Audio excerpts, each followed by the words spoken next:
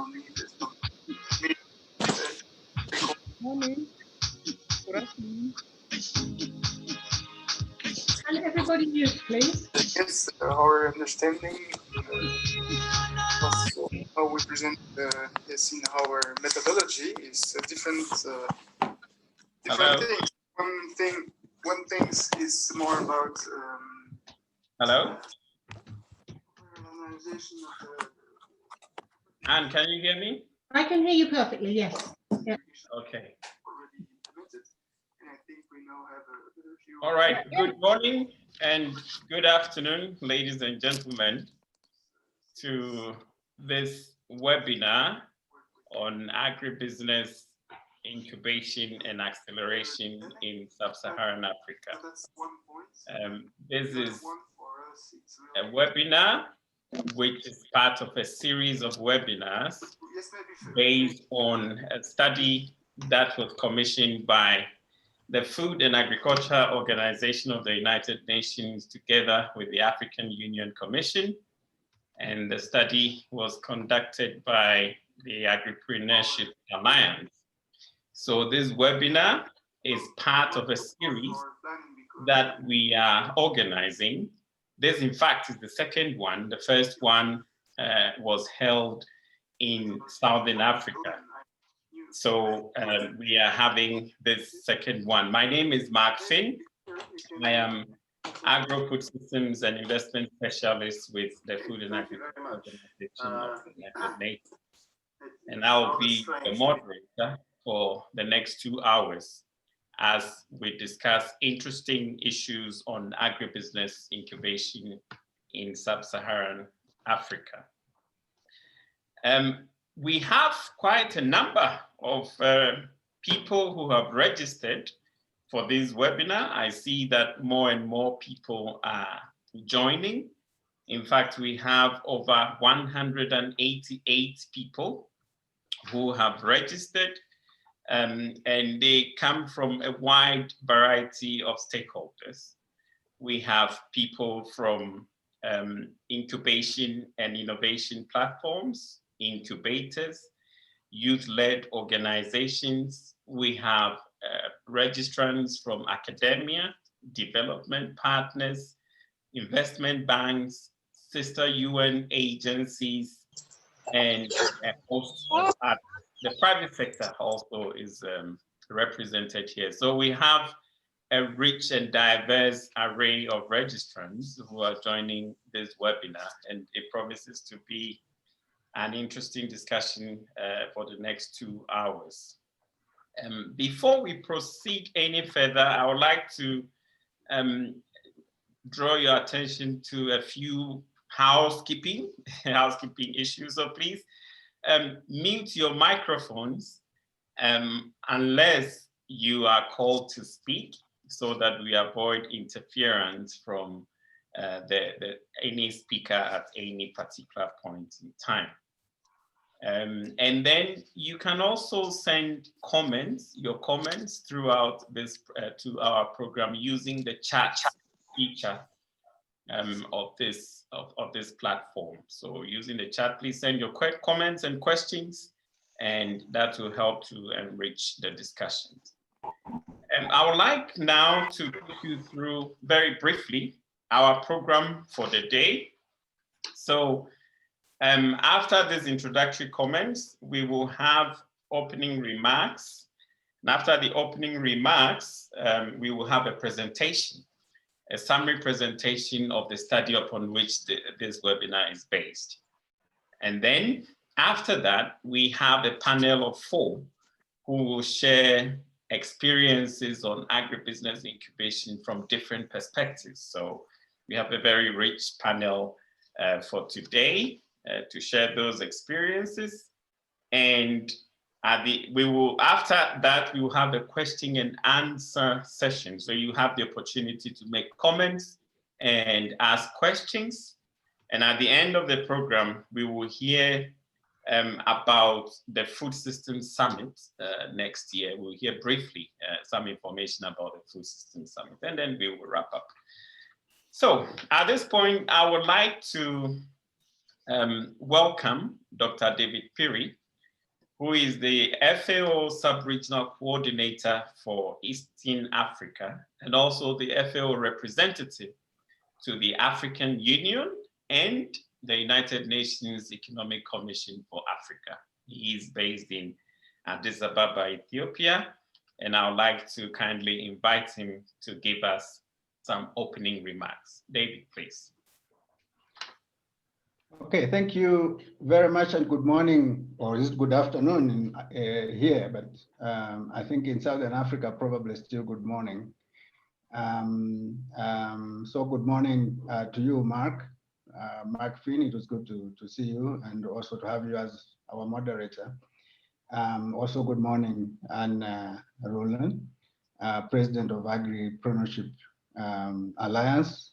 Good morning to distinguished agripreneurs who are here, participants from the public and private sector, academia, research institutions, and civil society in East Africa, colleagues from the United Nations system, my colleague Noma, who is leading Nomathemba Nhlanga,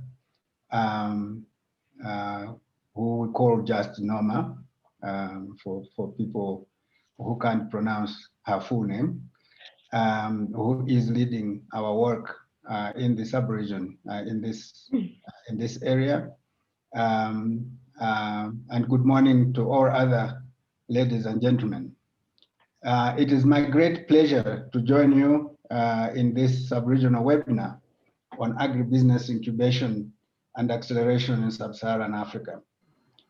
We are also delighted that Dr. Martin Frick, the Deputy to the Special Envoy for the UN Food System Summit 2021, is joining us on this webinar. If he's not yet here, he will certainly join us a little bit later. Ladies and gentlemen, the agribusiness sector offers great potential for transforming the agricultural sector in Africa. Propelled by a growing urban population, rising incomes, and the demand for processed foods, Africa's agribusiness sector is expected to reach $1 trillion by 2030. Moreover, agribusiness development is aligned with the Malabo Declaration on Accelerated Agricultural Growth and Transformation for Shared Prosperity and Improved Livelihoods, with its commitments on creation of job opportunities for at least 30% of youth in agricultural value chains, and support for preferential entry and participation for women and youth in gainful and attractive agribusiness opportunities. The agribusiness sector is also very important in Eastern Africa, particularly when it comes to generating employment and entrepreneurship opportunities for its youth population. In recent years, youth agripreneurs have flourished,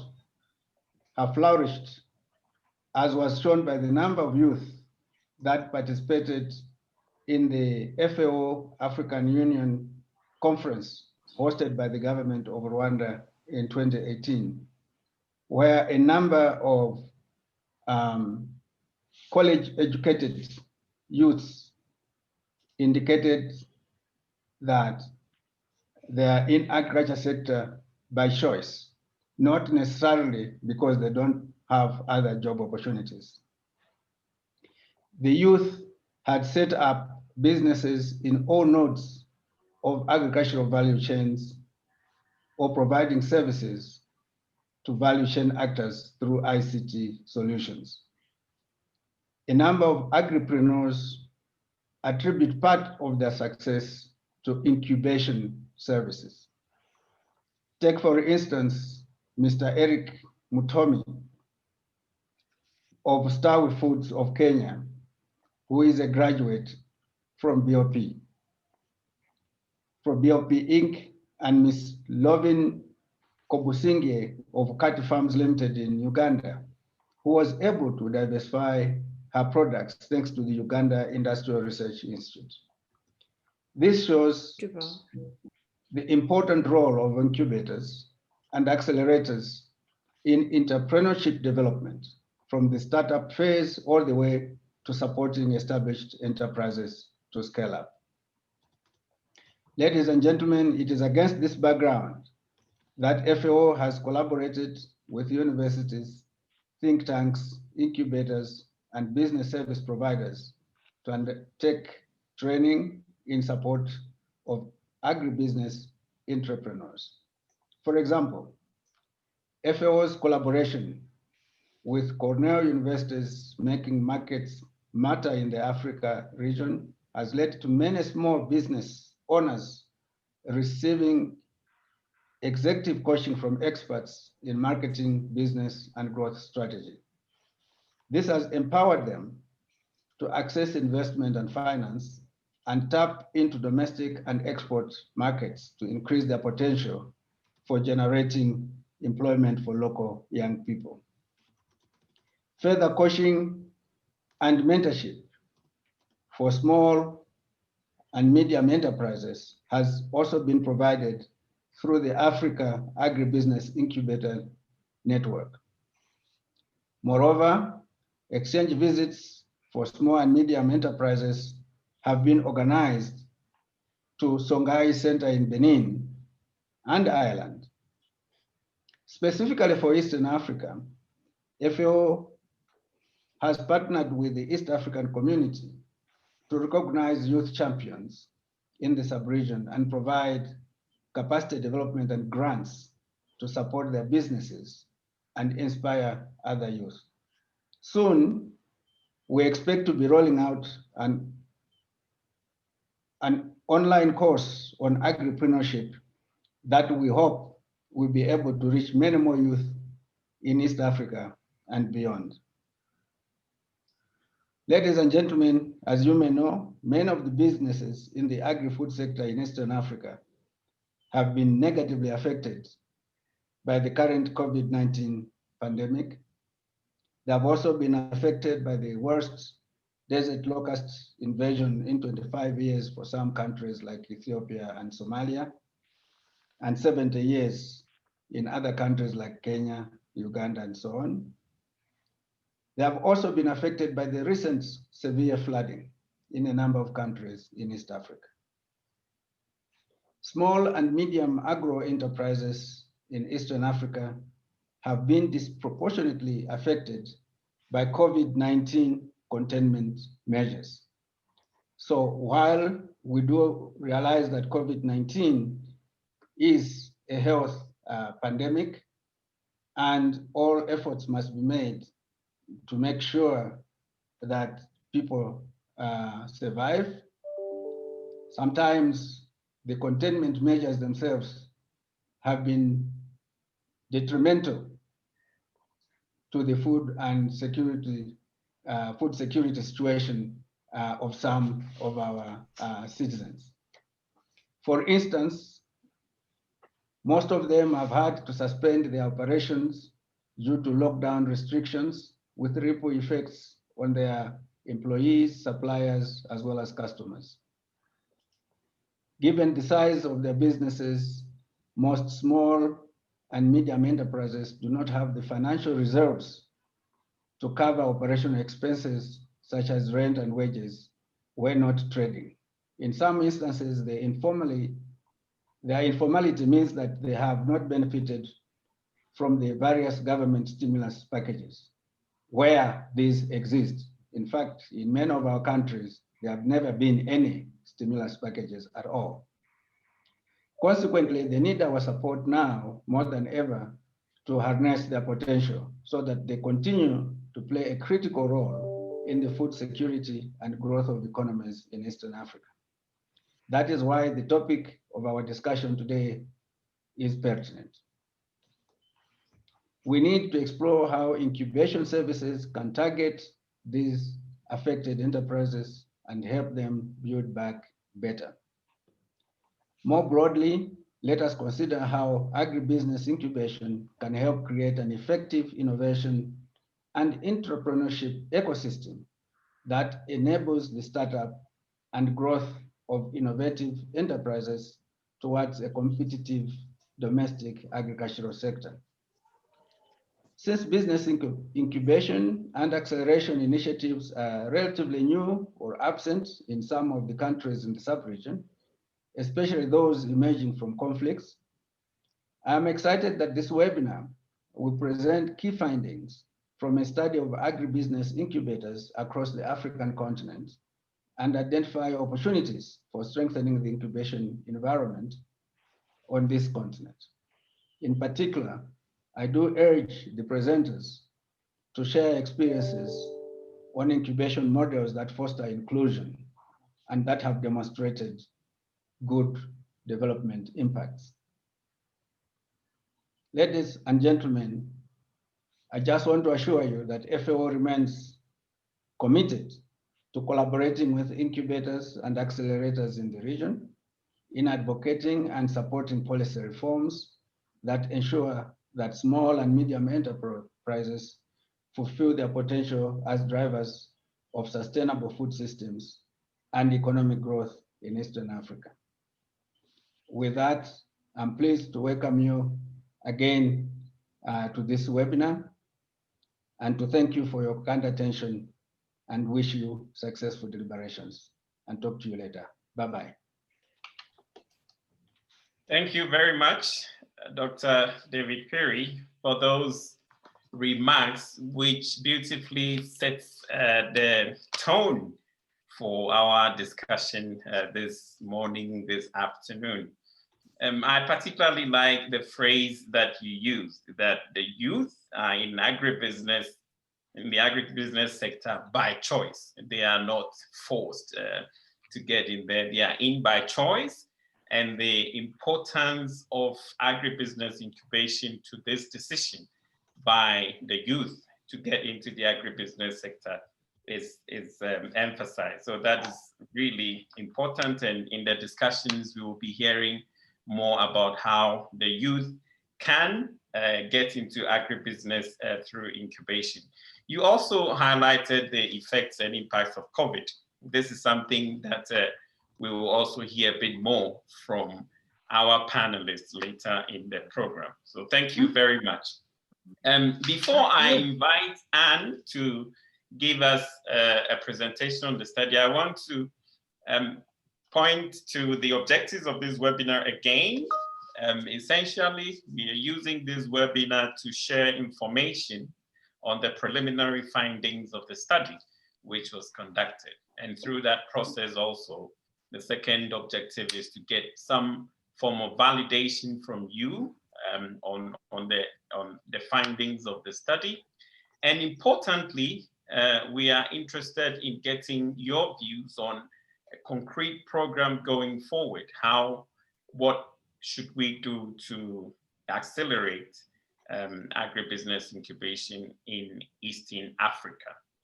So at this point, let me invite Dr. Anne Rowling, who is the president of Agripreneurship Alliance and who led the study upon which this webinar is based. Anne, please. Thank you very much, Mark, and thank you, David, for those very pertinent introductory remarks. So we've been conducting this study on agribusiness incubators and accelerators for the past few months. And there's actually almost as many definitions of incubators and accelerators as there are organizations. So we really prefer to use the term entrepreneur support organizations. Now, there are many different types of these organizations. And I'm just going to illustrate a few examples from East Africa. This is not exhaustive, but it gives you some examples. So first of all, we have agricultural training or agricultural research organizations. Then there's the banks, and the Standard Bank has been particularly active across the continent. We have private sector organizations like the Innovation Village. I'm delighted that we've got Mackenzie, who's going to talk about their activity this morning. We have tech hubs. Tech hubs have been springing up all over Africa. And this is a few examples of such tech hubs. We didn't include all of them in the study, but we included those that do have activities in agriculture and agribusiness. There's government support sponsored organisations, like the examples you can see here. And then we've got universities. Rue Forum is a very... Please, can you mute? Thank you. And delighted to have Anthony, who's going to talk more about the Rue Forum activities across the university network. Then we have a whole series of NGOs, Mercy Corps, Technoserve and others. And then network organisations, AWAN. Again, delighted we've got Beatrice who's going to talk about the activities of AWAN. And actually, Rue Forum is a network, so they kind of span universities and a network organisation. And then finally, we have organisations funded by UN agencies and a whole series of those. And then we've got other organisations that kind of also span across the different types, like CURAD. Delighted to have Apollo, who's going to talk us about the activities of CURAD.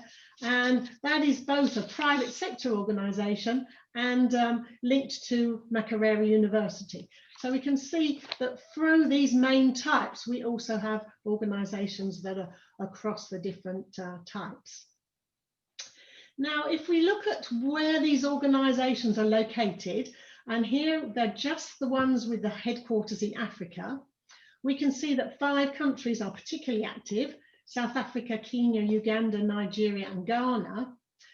And Uganda is particularly important, related to its size and its GDP.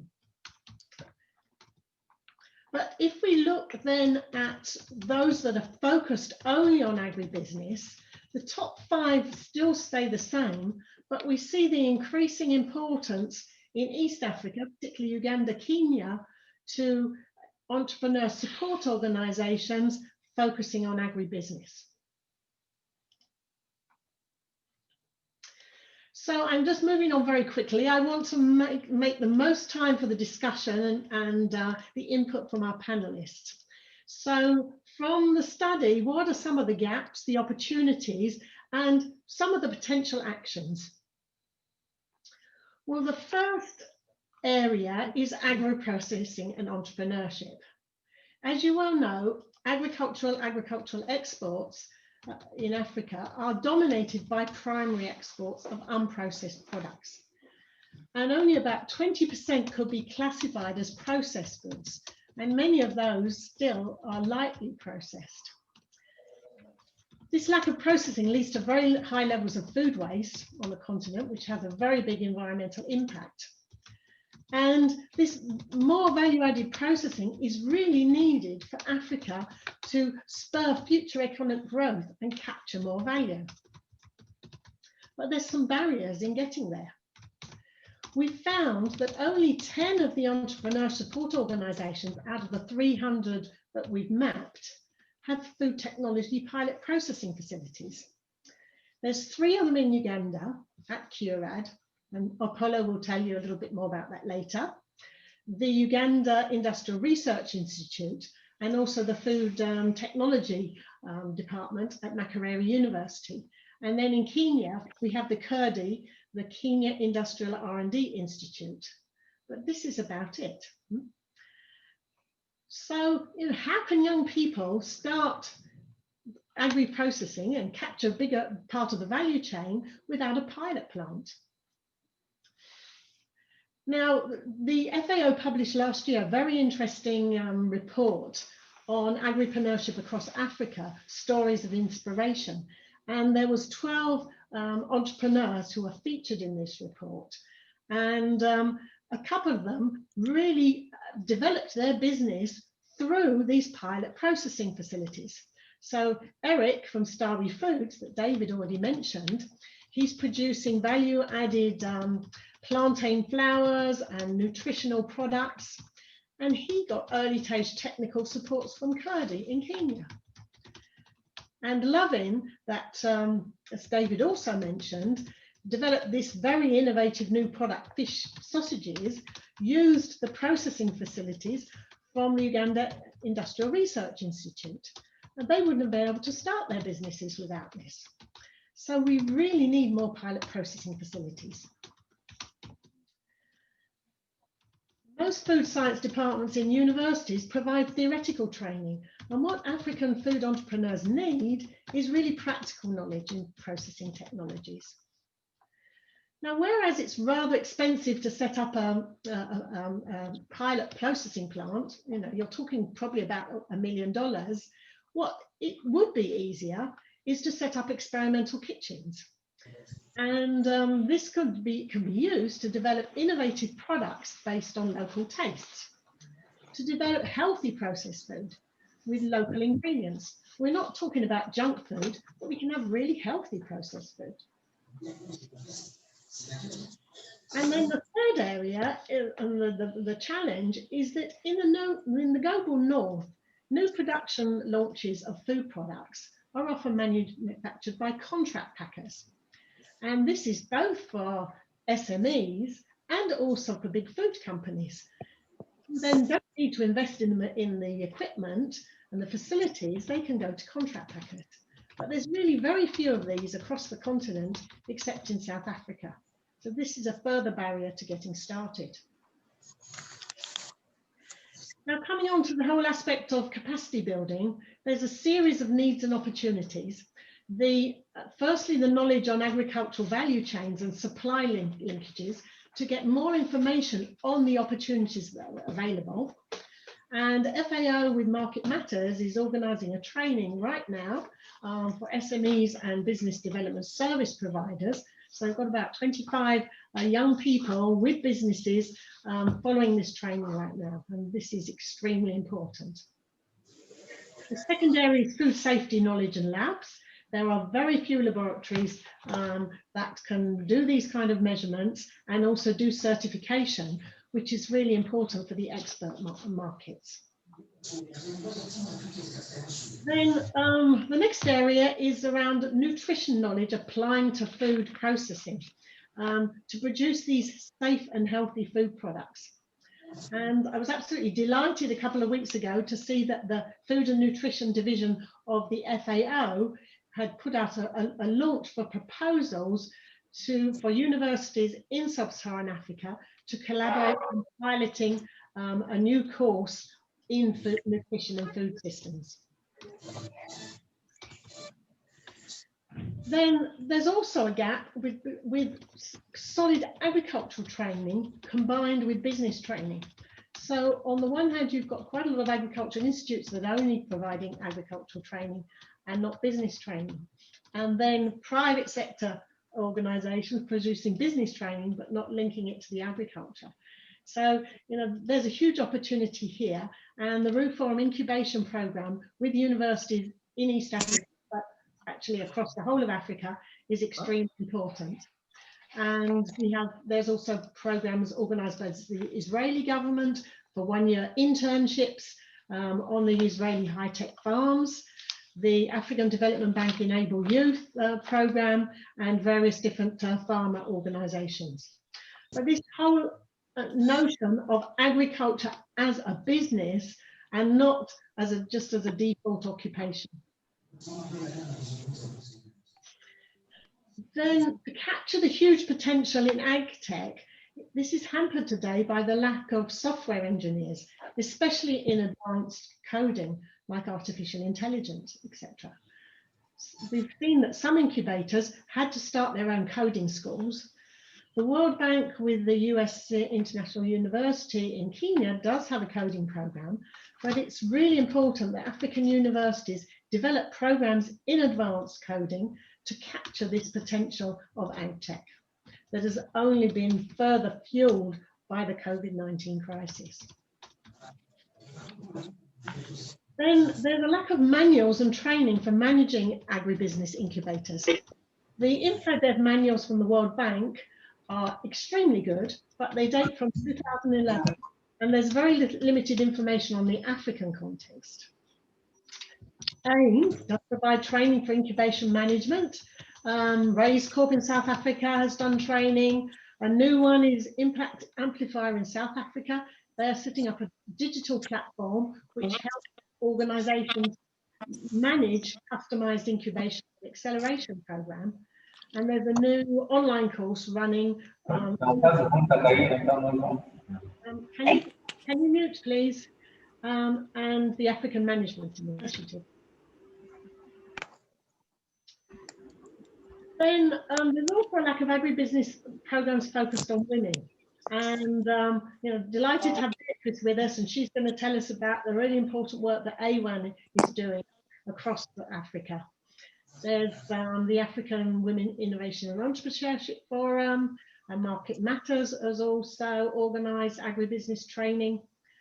And the World Bank Personal Initiative Training, which is a psychology-based entrepreneurship program that focuses on skills like persistent proactive mindset, being future-oriented and self-motivated. This had a big impact on women and saw that women's profits increased by 40%, men by 30% compared to the control. What women really need is soft skills, building confidence and getting access to networks. And I'd just like to show a very short video, which is a testimony of one of the young ladies in Somaliland who followed our training. And she will tell you what she's done since the training has occurred.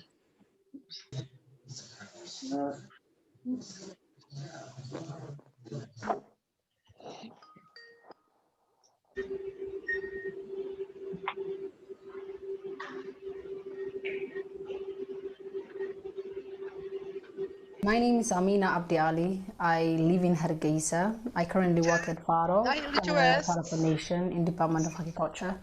And at the same time, I'm a lecturer in University of Gullis in Agroeconomics and Agribusiness. Actually, in Agripreneurship in online course had helped me to make opportunity of to look on the market analysis, and also to think like I can do my own business.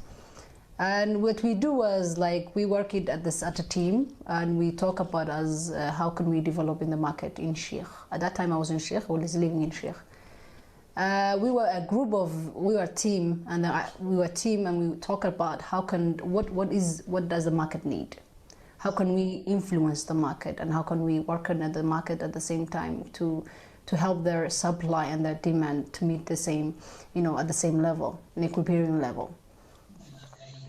What we did was like we start to make our own proposal, to write down what does people need, and how can we produce it, and how can we look it further, and how can we work it at the same time in the community, in the market, to deliver the market.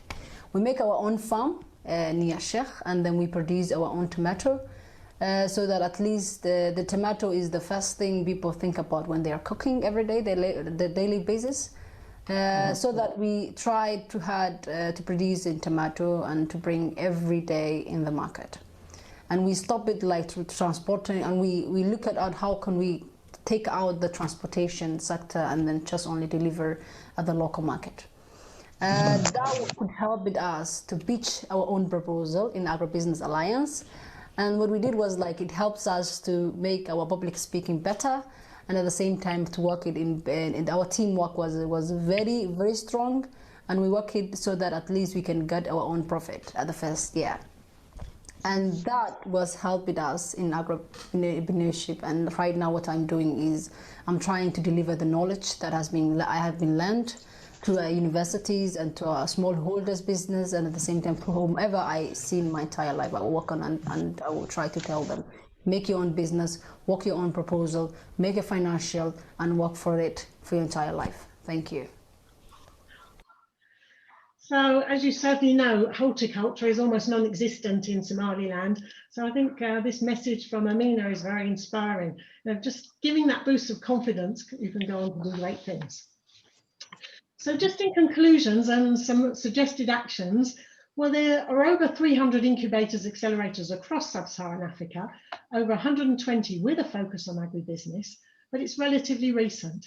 It's about 20 years behind the global north. Now, there are some network organisations, but there's a huge need and opportunity to increase cross-fertilisation. between the agri-research institutes, the private sector organisations, universities, etc. So one of the actions is to find ways to create more fora for regular exchange. And this is actually already starting with this series of webinars, so it's pretty exciting. Secondly, the importance of government policies and actions, the huge necessity to create that enabling environment to stimulate entrepreneurship and capture these opportunities. Then to bring together best practices, developing practical manuals, including recent experience on what works in the African context. Training in incubation management, extending the training programs, and there's more and more possibilities now for online programs. Then the agri-processing pilot, looking for mechanisms and funding to set up regional food processing pilot facilities. Capacity building in agricultural value chains, agri-processing, food technology and safety, nutrition, and as I mentioned, advanced IT coding. To stimulate new university programs in these areas, but build on the examples of the FAO programs making market matters and this nutrition and food systems. And then agribusiness programs focused on women to gather information on the successful programs and spread this through the incubator network across Africa to strengthen the current approaches.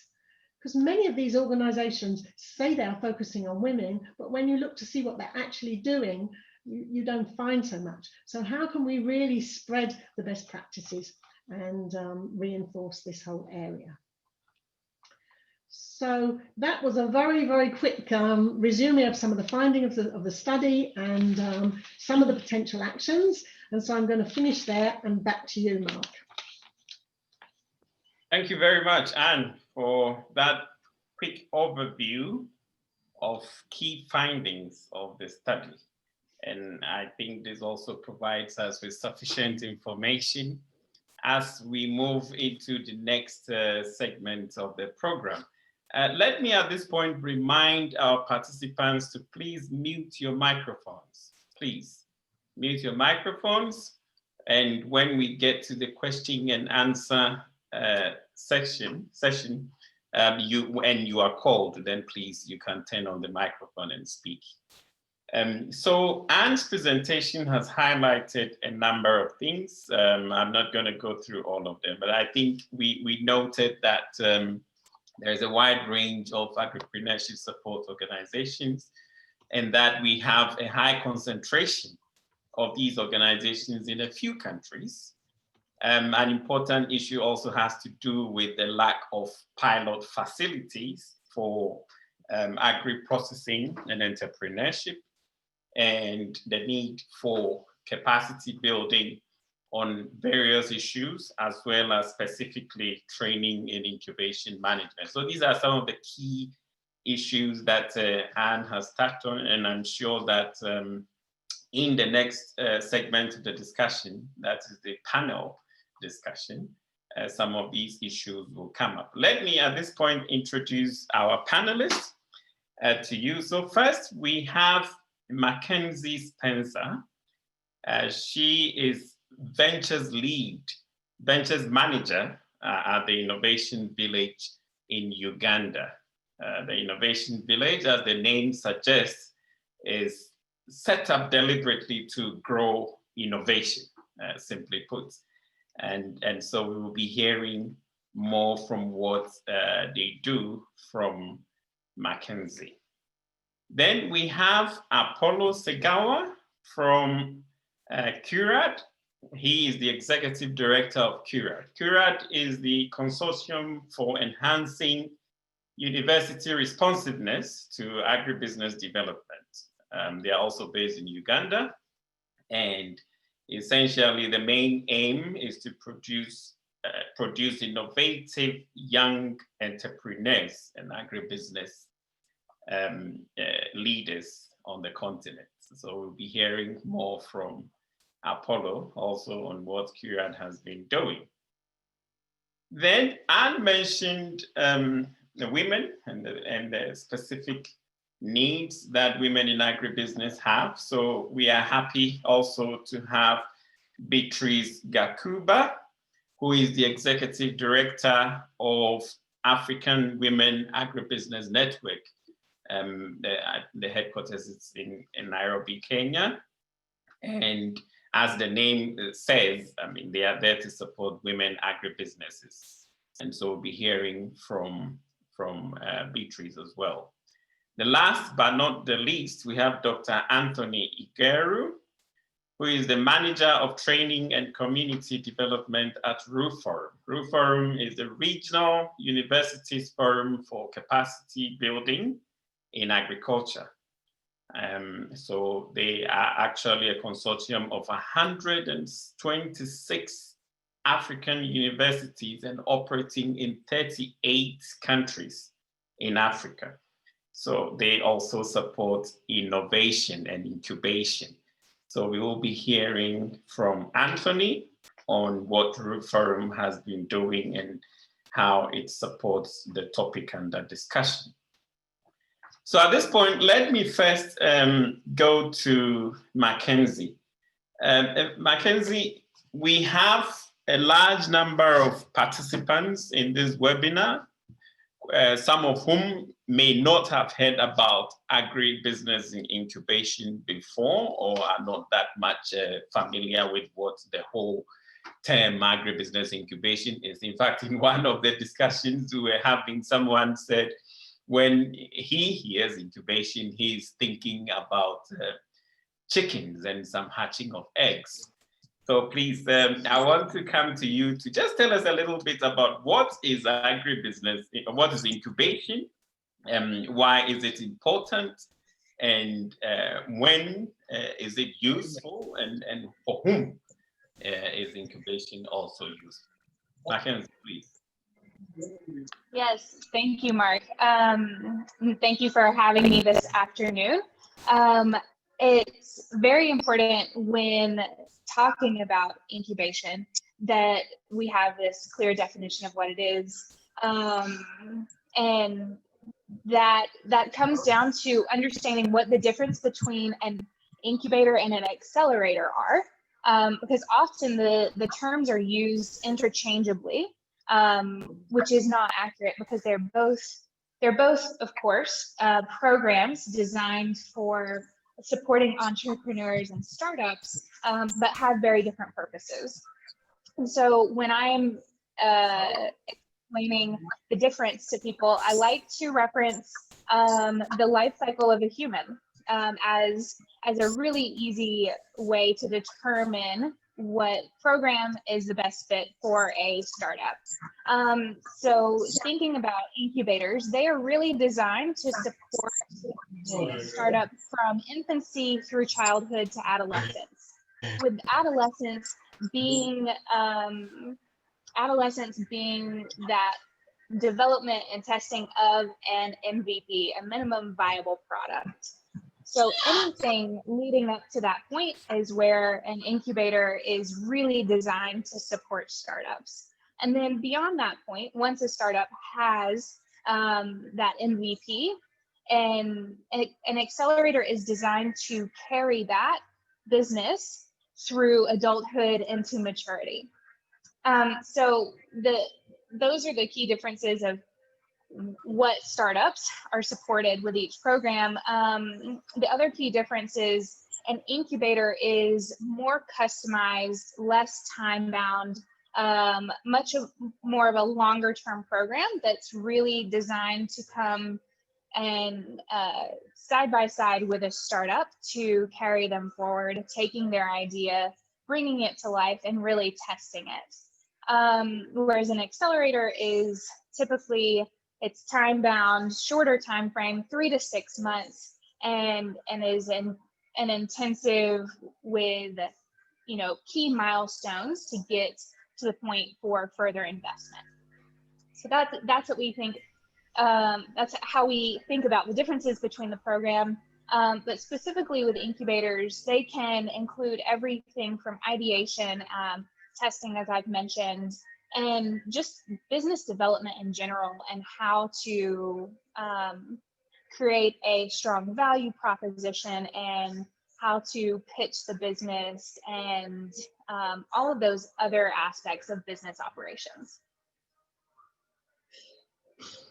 Thank you very much. I think that is a very clear sort of explanation of what incubation is, also vis-a-vis what acceleration is. So what I pick up, I like what you say about MVP, minimum viable products. So incubation is supporting startups to become viable. And you also mentioned the aspect of the duration, which basically, if you compare incubation to acceleration, incubation tends to be longer term, and acceleration, as the name says, is fast and short.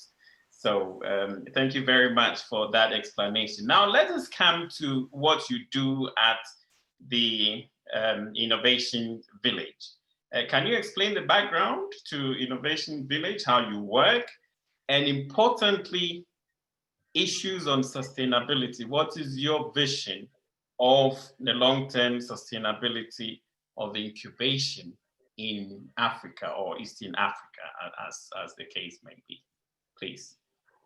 Sure. So the Innovation Village is relatively young. We are a startup ourselves. It was started about 3.5 years ago. But it really was not until the beginning of this year that we have seen significant growth. So actually, when in Uganda we had our lockdown starting in March, was really a turning point for us, because with the global pandemic, the work that we do became even more important. Supporting businesses and helping startups and entrepreneurs develop sustainable businesses. So that is a very much a priority for us. During that time, we also expanded and developed a makerspace also in Kampala for our creative entrepreneurs. That's called Motive. And that is so that we can support all of the different types of entrepreneurs, understanding that in Uganda, so many businesses are product-based businesses and creative businesses. So we really, we have set that space up. It's still being built, but it will include a textile space, metal and woodwork, media and content creation, and food. So our kitchen station to support all of the different food-based businesses and entrepreneurs. So that's a lot of the work that we do. And we also during that time have expanded outside of Kampala. Today I'm here in our Jinja office. And you may hear some background music. They're setting up for this incredible creative event tonight, featuring different products and artwork from the Jinja community. We also have opened our space in Gulu and in Mbarara. So we are really focused on supporting entrepreneurs and startups across the entire country and in all different sectors. And so for us, that looks like different networking events, founder support programs, skilling programs, accelerators. We're just in the process of launching a Future of Education accelerator, and have seen some really incredible businesses come out of the different accelerators that we've done, including in our Future Work Accelerator, a waste processing startup called Protein that empowers youth to get involved in waste processing. And then, of course, we have our incubation program that we are in the process of refining and building to be able to scale. We have 2 startups currently in our incubator, that is Upskill and Tukule.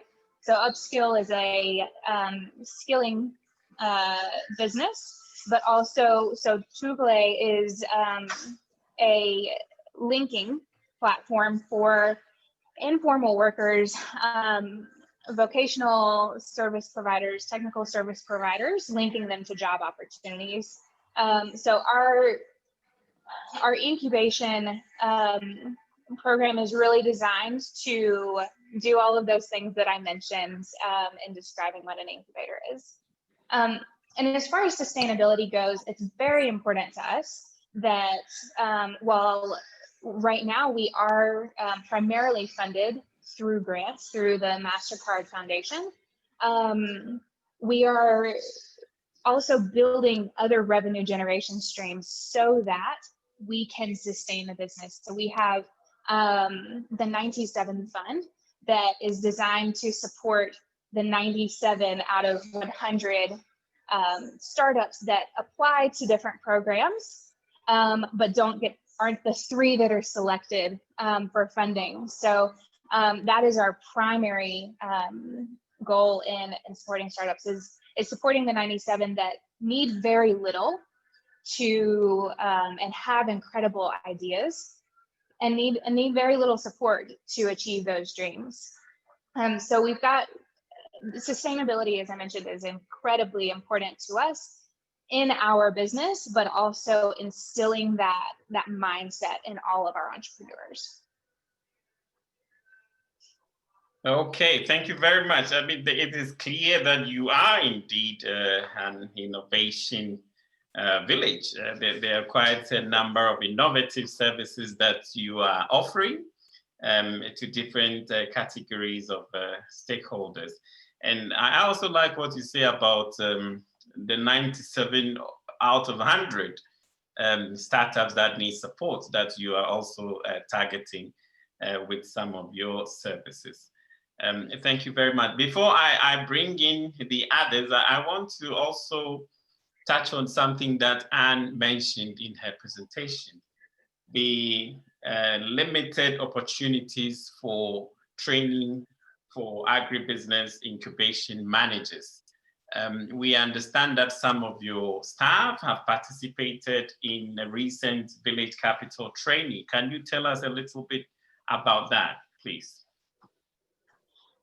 Yeah, absolutely. So we have 2 of our team members that have been participating in the Village Capital program and are taking what they've learned and building it into our programs so that it's not just them that are receiving this incredible training, but they're able to incorporate that knowledge and pass it along to other entrepreneurs. And one of the ways that we do that is by taking the viral framework and applying that in our accelerators, or taking those investor readiness programs and applying that, but also modifying it to fit our community. If you're familiar with the viral framework and the different levels, we find that the bulk of our community lives at level 0, where it's not quite on that framework yet. And so learning that and understanding that, we see that baseline of where we need to get our entrepreneurs and startups. But all training and skilling and capacity building are major priorities for all of the work that we do, because we can give a grant, or we can give funding to a startup or make an investment. But if we don't build that capacity within that same program, then we're not setting our founders or startups up for success. All right. Thank you very much, Mackenzie, for that rich experience from the village, Innovation Village from Uganda. Thank you. So now let me bring in Apollo into the discussion. Apollo from CURAD. You heard the point that Mackenzie made about the sustainability of incubation in Africa. We understand that CURAD was set up with support from Danida, and you have been able to transition from this support from Danida into other sources and making your activities quite sustainable. So I would like to hear from you also your perspectives on sustainability of agribusiness incubation in Africa. Apollo, please. Yes, good afternoon, everyone. I hope you can hear me. I seem to have lost the screen. Mark? Yes, I can hear you, Apollo, okay? But I cannot see you. Exactly, I don't know what just happened. I just lost the screen. I can hear you and I can see your slides. Ah, so. Great. Thank you. I think somebody was setting the presentations. Thanks very much.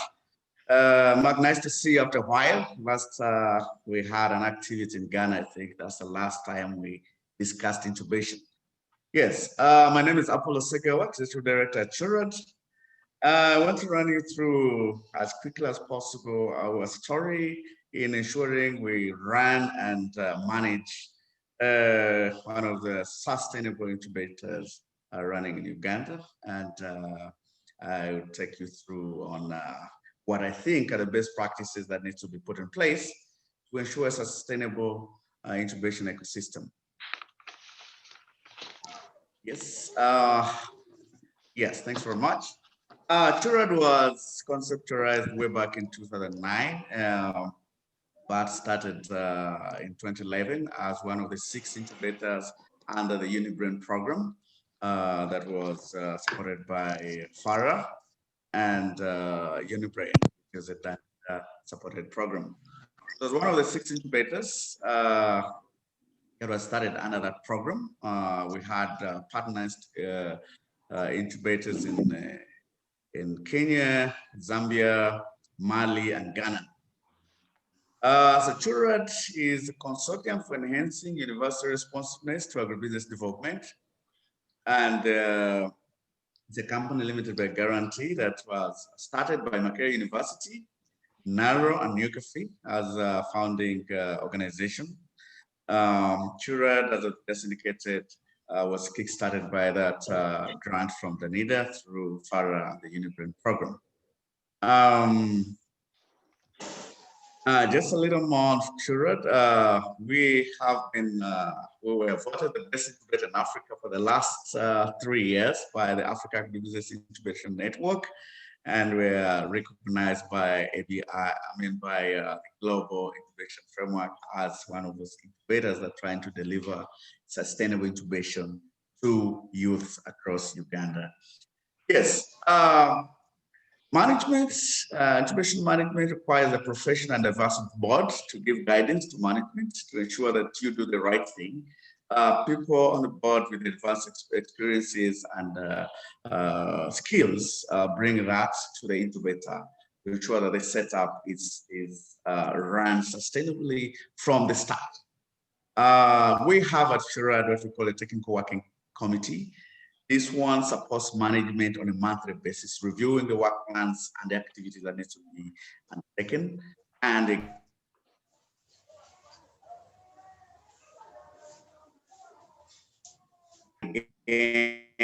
impacts and supports sustainably. And of course, the management team needs to be professional with the skills that are needed to support the entrepreneurs that come to the institute to get started. My brief experience as an incubator way back in South Africa gave me the skills to know what is required to grow a business. As an incubator, as a young entrepreneur over 20 years, benefited from a very well-run program, incubation program. So bring those skills into the incubation environment, and an incubation organization has been very helpful. So for sustainability, that's crucial. So now I run through the 10 best practices that I think we practice at CHURAD and I think are crucial for a sustainable business, incubation organization. The first one is to build a supportive and well-motivated team. People need to be motivated to deliver on what they need to deliver on.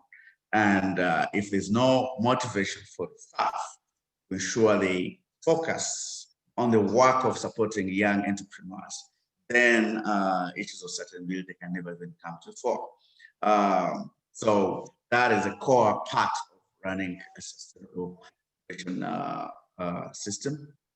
Crafting a compelling value proposition, you got to come up with a value proposition that delivers for the incubator sustainably, but also to the entrepreneurs that are working in the incubator. So focusing and knowing what you need to deliver on for the organization, but also for the entrepreneur, very important. Balancing the income and expenditures is also very, very critical. A lot of times, if an incubator starts out with a big grant, they focus on spending that grant without looking at how that money can be made again to sustain the incubator. So that is a very critical component of managing a sustainable incubator incubation ecosystem. Forming and building supportive institutional support system is also one of those critical elements. Right now, we already started at Makerere University with the facilities that are provided by the institution. So with support from other organizations like Narrow and New Cafe, that support ecosystem not only brings in resources, but allows the institution to develop and grow. I can say right now, as I'll share later, we're now in position to be entering into our own head office and facilities that are independent of the support institutions we started with. Nurturing strong partnerships and innovative approaches in the system, like the Anazolan program, the FORM program that I will elaborate on a little later, is also very important. Partnerships with institutions outside the incubation organization is very, very important. We work with banks, we work with the government, we work with organizations like FAO to deliver on our mandate. Without forming such partnerships, again, it becomes an uphill task. Nurturing a transparent and competitive incubation system is also very important. How do you get incubatees in? How do you get the young people and entrepreneurs, the women, the PWs into the incubation ecosystem is another critical element. Because if it's going to be about bringing the cousin, the brother, and everyone else that you're associated with as members of as a team in an organization, then you may not get the winning incubatees or entrepreneurs who are important in taking the organization to the next level. So at Shurat, again, I'll run you through how we get that done briefly to ensure that it's competitive, open, and attracts innovators from across the country without transparently, offering the best for those enterprises to develop, in a way supporting the incubator to be sustainable. Building a supportive private sector and government networks, I think I've elaborated on that already, that Churad will build networks from with the banks, with the telecom companies, with other development agencies in the country that has been very crucial in supporting our sustainability. Offering tangible services to the entrepreneurs and incubatees for mutual sustainability is critical, because if you are an agribusiness incubator and all you are going to offer is a management training, financial training, then I don't think that's going to be sustainable for you or the incubator. So you're going to offer something tangible, and I'll be able to show you examples of how we get that done at Shurat. Finally, the last point I would like to share is a network of the network in the incubator and the incubatees locally and internationally is also a very important aspect. You not only bring in new ideas, but also you create new markets for the incubatees or the entrepreneurs working in your organization. This is also becomes a very critical element of your.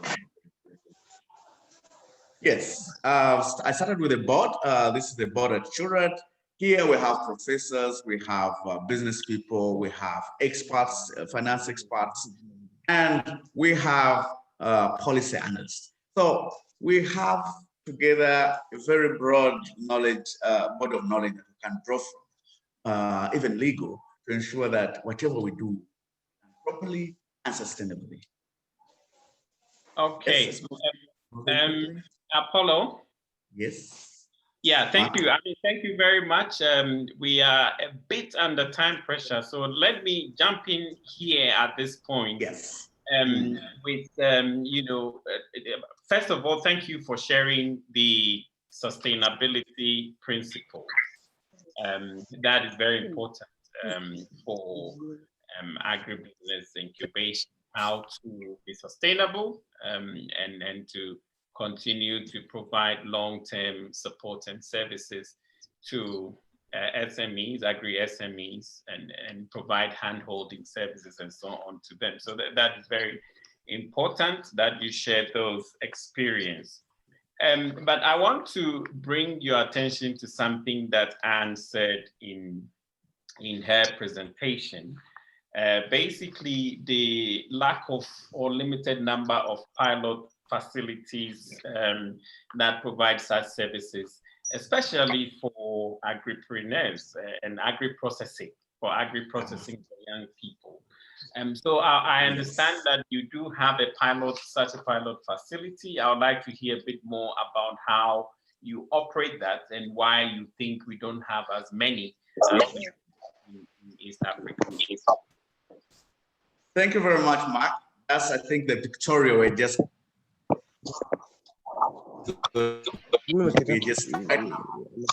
the key to the sustainability of an agribusiness incubator, as I rightly said, is having something tangible to offer the entrepreneur. We know that the key problem for our entrepreneurs is that they don't have the money to start and set up a facility. So what better way to run sustainably and actually offer something tangible? So at Churat, we have this facility that is flashed here is a fruit and beverage processing facility that is open to our incubators. We are currently producing over 10 brands out of this facility. We offer beyond the facility, we've got logistical support, distribution support, the trucks, the vans to take the product out. This really gives the entrepreneurs a way to start, a way to grow a brand out there. So beyond this facility, we have a coffee value addition facility. This was our first pilot facility. And right now I can say we have over 25 brands owned by young people that are being made there. And the brands made out of that facility have now established in UK, across Europe, the rest of Europe, and now just launched in Australia. So this is the core to our sustainability, because we don't only charge a fee, a reasonable fee that the entrepreneur would normally incur when it sets up on its own, but also a little on top to ensure sustainability of the incubator. So beyond that, the picture in front that we're having a look at now is you don't focus only on the facilities. You go to work with the farmers. You're an agribusiness incubator. So work with the young people with what they have in their small crops. With coffee, the nursery is the best investment that a young person without land can do. So we work with them to set up these nurseries and make money and grow as entrepreneurs. So these are basically the number of ways you offer something tangible, charge a fee to get going, but also grow businesses with the entrepreneurs. Finally, on the same aspect, we have built now 3 other such facilities, one for fresh horticulture, one for dry horticulture, and one for powdered products, together with our new head office. That we're going to be launching this facility in November. And again, that's offering more space and equipment for our entrepreneurs. I could say we get over 400 applications and we only get to work with about 30 such entrepreneurs because of lack of space. The facility in front of you, the facility in the slide that you can see is now complete, and we'll be moving in there as our head office, but together with those 3 other facilities that we offer entrepreneurs in the country. So I believe we need a lot more of these facilities, and I believe that the government, FAO, and all these development partners that we work with need to support not only Turan, but other incubators like Innovation Village to expand and have these facilities for entrepreneurs. Thank you, Mark. Thank you very much, Apollo, for sharing that fantastic story. You're right. What you're doing is very important to promote agribusiness incubation in East Africa and beyond in other places on the continent. So that experience is very great. Let me bring in Beatrice from the African Women in Agribusiness Network. Beatrice, in Anne's presentation, we heard about women and the lack of women programs or initiatives that address the specific needs that women face, SME, and so on. The specific that they have, we have very limited programs that support them. So what you do at the African Women in Agribusiness Network is really one of the few and important. So we would like to hear about your program at A1 and what specifically women agripreneurs need to unlock their potential and grow their business, and how incubator programs help to achieve this.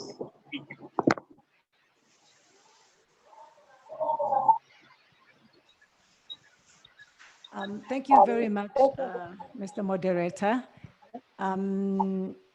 I think the previous speakers have talked about agribusiness, and I recall that Mr. Firi also talked about the impact of COVID, and we also saw a presentation that shows, the opportunities, the lack of incubation, organization doing incubation, and the opportunities. And obviously, you have seen that amongst all of them, there was a need, there were a few organizations focusing on women in agribusiness, and of course, the need to be able to increase the impact, and also to draw the attention of all these organizations to really intentionally focus on women and make sure.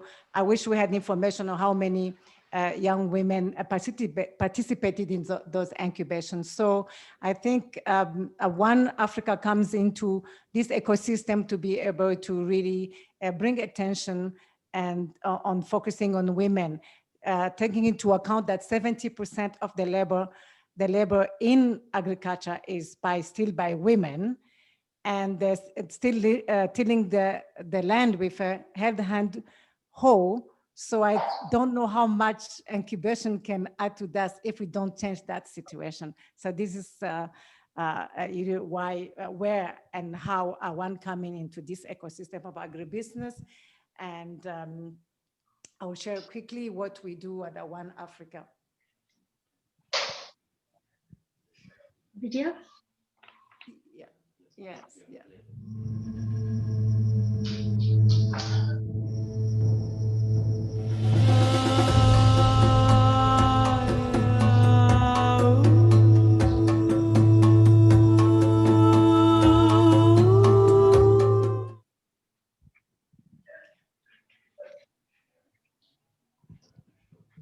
Yes. Thank you very much. And that video actually shows us what is going on in the rural area. It's showing us why we have to focus on the women. That's the video, the short video you just saw is a young woman who can no longer use a traditional hoe. She's tired, she cannot longer do it, so we have to move to mechanization and transformation. And this month, being the month of, on the 15th of October, we celebrate the International Day of Rural Women. But just let's take a minute through this even webinar and think, what have we done to transform the rural area? And when we talk about rural area, 80% we're talking about the women. And how do we think when we talk about the youth, as Mr. Firi mentioned it at the beginning of introducing this panel, how do we intend or prepare to get the 600 million youth that come into the market on the continent to go to agribusiness when we are still tilling the land with a handhold hoe. I think it's something that we will have to think about it. And obviously, this is what we are promoting and advocating. So this is who we are. We are Pan-African non-profit organization. We subscribe to Development Goals 5821. We also align to the Agenda 263 and the Malabo Declaration, obviously, and we are trying to push to make that last sentence of the Malabo Declaration that say, focusing on women and youth, and this is where we took it. Our vision is to create a platform on agribusiness for access to market and inclusive finance for the global and competitiveness. You can see most of the information on our website. Our strategy is to facilitate, enable, and accelerate growth for the women and youth in agribusiness. What we stand for is inclusivity, innovation, global competitiveness, and sustainability. And our goal is to empower women and youth to leverage opportunities and increase trade in regional market, tap into the newly created Africa continental area. I think it's something that we need to really focus on that. For many years, we talk about lack of access to market, but here we are going to have from January 2021, a free trade area. How do we prepare our women and youth, first of all, to grow good quality and enough volume to enter, and then to the information on the rules of trade and how to enter in that free African market. Trade area. So the challenge that coming next year is no longer to say we don't have a market, is how all of us are going to prepare our women and youth to enter that market. Our target is to have a women and youth agribusiness, 15 million of them onto our platform. We do have a platform that we have our 2,000 members. Actually, we have 2,000 members, SMEs, and 100,000 for each SME. So we're talking about more than 2 million small-scale farmers and informal farmers who are supplying to our SMEs. Yeah. So we have our strategy, as Mr. Moderator, you asked us, is based on 4 pillars. Women, economic, financial inclusion. We all know we have a lot of data.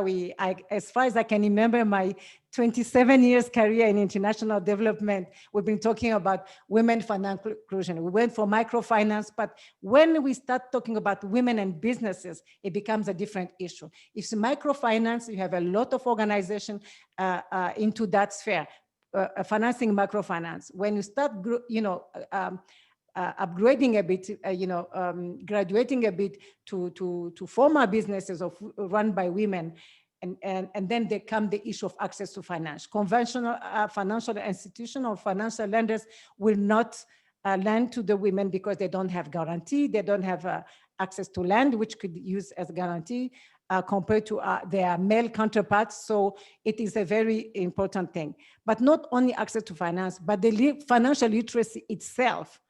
Women don't know, even those who are in medium businesses, yeah? And few of them know how to deal with contract financing, trade financing, even loan financing. They don't even know how to access their loans. And where they are available, they don't even know how to deal with that. So there is a lot of financial literacy that we provide by through our, before COVID, through our training, through our trainings and the personal coaching through our platform, and we are very active on our network. So the next pillar is the market access, as I talked about it. There is the new market free trade area, but also one of the challenging thing is that before we even move to the continental market area, I heard 2 of my previous speakers talking about market access, and I know that some of our members have participated in Market Matters from FAO, but the gap, the challenge is even some of our women, even women because of lack of access to knowledge, the gaps that exist in accessing information, they don't even know how to trade on local markets and regional markets. So we really have to go to the basic, and so that's what we do. We even we train them on and coach them on how to trade on local market, regional market, and then gradually we will have to now prepare them on how to trade in international market. When it comes to trade facilitation, obviously I've talked about it, and agri-technology. In agri-technology, we really are focusing a lot on the youth.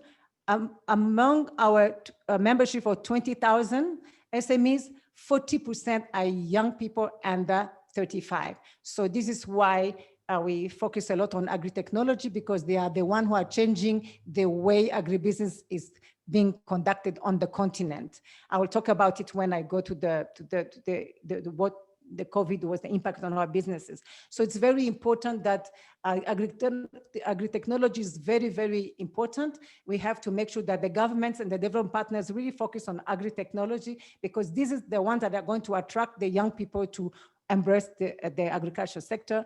And also this can create wage and self-employment along the value chain of the agriculture sector. With that technology, it will not happen. From mechanization to the soil testing by the drones, to the young people. We have young people in many, many different countries who are using, who are growing out of soil. They are coming and producing using hydroponics, all that, because they are entering in as a business and opportunity. But unfortunately, the agriculture sector on our continent does not offer a lot of support and opportunity. So we, even ourselves, we have to have our mindset change on how are we going, what we're going to, how we're going to address, and how we're going to support the sector so we can create employment, because agriculture is the only sector that will help create employment for the youth. I think a lot of our leaders and quoting the African Development Bank president, everyone has said that it's a business of $3 billion. So how we help the youth to enter that? I think we need all of us to really syndicate our efforts and focus on that. So our under 35 youth are both gender, but mostly young women. And really the challenge is not incubation, it's a startup fund. If we incubate, because we train them, but if we don't have a startup fund to start the business after the training, then it's like we have not done anything. And this is what has been happening in the ecosystem of working with women, of what we call economic empowerment of women. If we look back so many decades, this is what we've been doing. We have not been really taking seriously when the women in business. And we have intentionally focused on SMEs owned by women and youth to show that what is lacking is really support and training in all those 4 sectors for them to grow successful business. I want to touch up on COVID because this is very important. It has already distracted a lot of things, because these are our members are going concern, their business going concern. So before COVID, we had the turnover of almost more than $100 million from the 2000. Yes. Yes, if you don't mind, I would like to come in at this point because we will come to the topic of COVID in a minute, and then I'll give you the opportunity to talk about the COVID issue. So yes, I mean the what you have shared from Awan is really very important. I do know that you are actually also looking at those issues affecting women. SMEs on the continent-wide, because you have been collaborating with the African Union. I know the collaboration with the Commissioner for Rural Economy and Agriculture. So it's very good work that you're doing. And the key issues that you mentioned, issues on financial and economic inclusion, market access, trade facilitation, technology, which brings in the youth and women, are all critical. And we know that these are issues which affect all SMEs, but obviously the women have specific needs under all these issues. So it is important the work that you're doing to address them. Thank you very much, and I'll come back to you later. for us to talk about the impact of COVID after we have listened to Anthony, Dr. Anthony Igeru from RUForum. You know, RUForum, as we said, is a consortium of universities. And most of the time we hear that, well, universities, you know, they are so much into academics and theory, and sometimes a bit detached from reality, from what actually happens on the ground on a day-to-day basis. But we understand that RUForum is set up to actually deal with practical issues, and you actually also support a series of incubators in a number of countries on the continent. So I would like to invite you to say a few words about what you do at RUForum and the scope of your activities, and then proceed to explain the incubation program at RUForum with universities, particularly in Eastern Africa. Please, Anthony.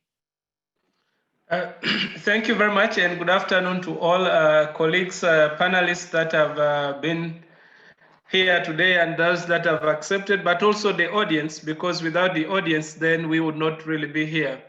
So just allow me to sincerely say that basically RUForum as an institution has grown over since 2004, where we started basically with 10 member universities in 5 countries, mainly in Eastern Africa by then. That was really Zimbabwe, Malawi, Mozambique, Kenya, and Uganda. But now we then grew and spread across to North Africa, Central Africa, West Africa, as well as Southern Africa in totality. So we now have the 126 universities in 38 African countries. So RUForum's focus has really been a recognition around that if we are to transform our Africa's agriculture, we need innovative research, educational and training approaches. And the youth have to be at the forefront of this process. So we really have focused more on building capacity originally for universities, but now moving far afield beyond just the universities. So now as the programming in RUForum evolved, then also evolved the need to respond to the actual needs and the issues around job creation. So we ran an incubation program, and I see Professor Mwangombe was online, and Peter Githinge, as well as I saw also Diana Sero. Some of these colleagues have been very helpful and part of the process. So we ran an incubation program, which we can say is divided into 3. One, we have the incubation program, which is based on agribusiness incubation clusters that we are establishing. Currently, we are having 13 of them in 8 countries. Then we have what would regard to as incubation that is based on the commodity value chains. So where students that are working in the research program in a particular commodity are mentored in agribusiness to ensure that they can then work together with the farmers to get that out. Then we have the third component, which is really what we regard considerably as community-based incubation. So that's really focused on the farmers. So with regards to the incubation, agribusiness incubation facilities that we are establishing currently really have been at pilot level, with the aim that now, based on the lessons, we can then go to scale. So we run within it what we call the student enterprise scheme, which is generally a student enterprise fund. And within it, the students are recruited within the university regardless of their background, but as long as they have interest in agribusiness-oriented programming and enterprise development.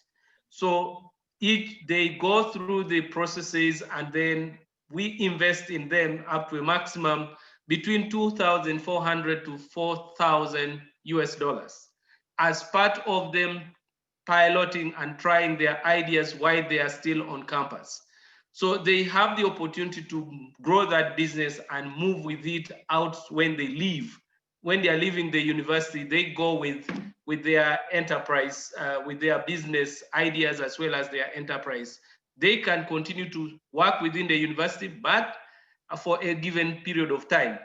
So what are we learning within these facilities that over the last 2.5 to 3 years, the first incubators that we have run, when we last did the assessments of their progress, is that they had 278 students that were engaged, and then they were running 81 student enterprises.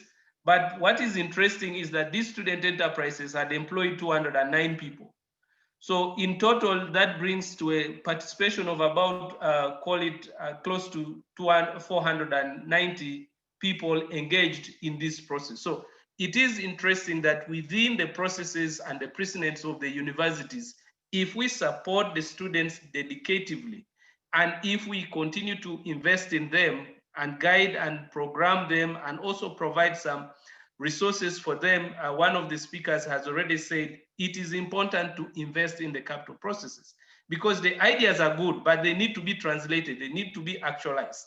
And this is part of the key issue. So if we begin to remove those things, then we can be able to see significant progress. So if we can now move these young people further and invest them because they have had proof of concept, then they can be able to grow their enterprises. With regards to the community-based enterprise, community-based incubation, we've been able to work with already so far about 87 community-based enterprises. This translates with about 2,600 individuals that we have been nurturing. Mainly, this is mainly in northern Uganda, but we are also working with some in Ghana as well as in Kenya. So there is a potential that universities can be catalyzers and help community-based enterprises to sprout, and therefore help to translate the equation at community level, at rural community level. So we can initiate enterprises also at community level, and these then bring value-added products to the market rather than simply selling produce, and then they simply lose in the process. The third component is what we are saying, what I said as the students based on innovations, products to markets.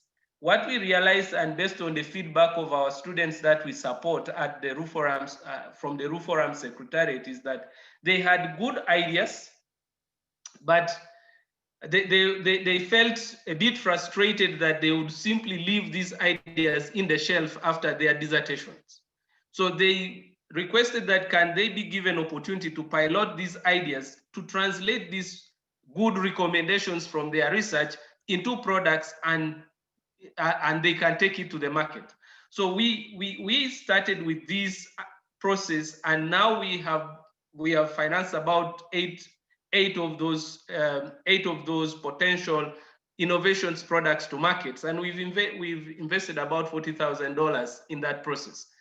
And the idea is that we want to continue to grow this up so that it is no longer as a matter of that you have your good dissertation, you've gotten your master's, then you hope that somebody in the private sector is going to come and shop those ideas from the shelf and translate them into a product that will go to the market. So the idea is to push universities and students in the university process that they have a sole responsibility to be able to create products that go to the market from their good research. Then that way we can begin to close gaps. That yes, you have graduated, you have a good master's, very good, but can you give us the product? And can that product be able to create jobs? And this is part of the process. Already those eight student enterprises already are engaging with the 65 other individuals. So potentially from 8, we are already getting, if you remove, those are already 65 jobs in the process. So it is possible definitely to begin to be that universities can create value and can help to be facilitators of the jobs. Now, the third component of our incubation process is that we run what we call the Anthony, maybe you could summarize and finalize your points. Yeah, this is the very last, that the third and the fourth is that we run the Africa Young Entrepreneurs competition process, which is once we select, then we move them into the incubation process. Now, that group alone, we have about 38, and those 38 have been able to create some 600 jobs in the process. Now, that in itself is that once you are able to identify the correct individuals, like the way Apollo indicated, that you need a clean process that can identify the correct persons that you can get to in your incubation process. Then you can then take them through and provide investment in terms of capital investment, but also skilling them up. It's not only about money to put into their business, but there's a whole chain around there. So that we have seen that you can be able to grow. Now, one of the things is that all these processes is what we can say, these are high-risk investments. Now, these high-risk investments, probably that's where some of the issues around philanthropy has been very active in providing investment in this kind of process. Not many people are willing to put their money into high-risk investment, because if a young person business fails, everything fails. So, but we need, as people within the continent, not to give up. There is a very good light at the end of the tunnel that our young people are very active and are willing to engage.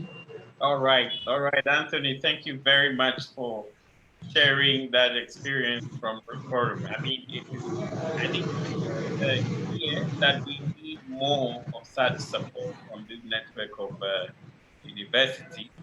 And so it is not only teaching theory, but helping to bring the theory into practice as well. So that is really thank you very much. I have some other questions for all four of you, especially on the impact of COVID, and critically also what concrete actions we take going forward. But before I ask you to comment on that, let me try and bring in our participants, also ask some questions and share make some comments as well. So I have Juko Frank. Juko Frank, you want to ask a question, please go ahead. Well, thank you very much for this opportunity given to me. I have a few questions here. One question, first of all, I would love to get a clarity about something meant by the affiliate funds. When you look at the definitions, there is under the accelerators, there is something that we call that many accelerators also manage affiliate funds, which provide equity in exchange for support. I would love to get a clarity about affiliate funds. And besides, what does this whole statement mean, that many accelerators also manage affiliate funds, which provide equity in exchange for support? I would love to get some clarity about that. Then my other question will come in this line of the education and training. When you look at our first figure, one of the figures here, where there is entrepreneur support organizations across the sub-Saharan African countries. When you look at the way they are stipulated down on the figure, you look at the education and training part of it, to me, it looks like it's really very, very, very minimal in regards to the entrepreneurship support organization. So it means to me, I'm taking it this way, that education and training is really very, very minimal when it comes to supporting entrepreneurs. Like the training and education sessions are really very, very minimal, and which of course would be causing a great impact to the entrepreneurs. And the other question I also have, I don't know whether I'm clear about that. The other question I also have. Question? Yeah? Yeah, go on and finish with the last question, please. The last question is about the value addition. When we talk about the value addition, okay, all this study, I'm saying it's only focusing on the incubation and the acceleration programs, and this is all only in regards with the educated, in quotes, the educated kind of people like the students or the youths who are coming up with innovations in agribusiness. But then we go back to the value chain, because agribusiness as a concept, or the value addition, starts straight away from the farmers in the garden or in the field. But I'm not seeing emphasis that is put on that, training farmers specifically, or emphasizing or sensitizing the farmers about the value addition, because you know that at least 69% of the farmers here in Uganda, 69% of them do agriculture, but they do agriculture in subsistence kind of farming, because they don't do a lot of farming in a commercial kind of perspective. Personally, I did agribusiness from the university, Makerere University, but I've realized that the gap in agribusiness is from the farmers. So my question is, could there be a way that farmers are really helped to carry out agribusiness as in agriculture in terms of business, instead of agriculture in terms of subsistence or consumption? That would be a very, very, very big gap that can be tackled and addressed, please. Thank you very much. Okay, thank you, Frank, for those 3 questions. I think the first one, you mentioned, you said you wanted more information on affiliate funds. I'm not sure who of you, our panelists, will take that question. The second one related to education and training, and you're saying it is limited. And the third one is about supporting farmers to add value to their products beyond subsistence farming that they do. Who among you, our panelists, is willing to start answering Frank's questions, please? Yes. Go ahead. Apollo, please go ahead. Yes, thank you very much, Frank. I think the issues he has raised are very valid, and for me, that's the primary reason we are doing the work we're doing as incubators. The primary reason we do what we do is to have the farmers, link the farmers to businesses that are growing, thereby offering sustainable markets for the farmers and sustainable incomes. So I'm happy to see that Frank is here in Uganda, and I think we have all the opportunities that he may be looking for. I would like to invite him to Churad to come through and we get going, because we have the entire value chain mapped out, and we keep increasing on the number of entrepreneurs and enterprises and farm organizations that we work with, and you will find all the answers here. Thank you very much. Thank you. All right. Thank you very much. But Apollo, since you are on, I want to also add another question to you, which I also asked earlier, but maybe for emphasis. And it relates to how incubators can grow and sustain themselves without donor funding, or is it still on the issue of sustainability? Very briefly, please. Yes, briefly, like I said, when you start off with as an incubator, most times our governments in Africa didn't know this concept, so they never budget for it or put any funds aside to start incubators. So most likely you're going to start off with a donor grant. When you get that grant, make sure that whatever you do has tangible facilities that can be your key, making sure that you earn money beyond the program. To give an example, we got $2 million to start at Churad. Then we decided that more than half of that money is going to go into a facility that will support farmers in the coffee value chain way beyond the 4-year project. I'll tell you that 70% of our income after the end of the project came from that facility. we roast and produce over 25 brands from this facility that are traded locally and internationally. And for every kilo that is made from that facility, we earn an income.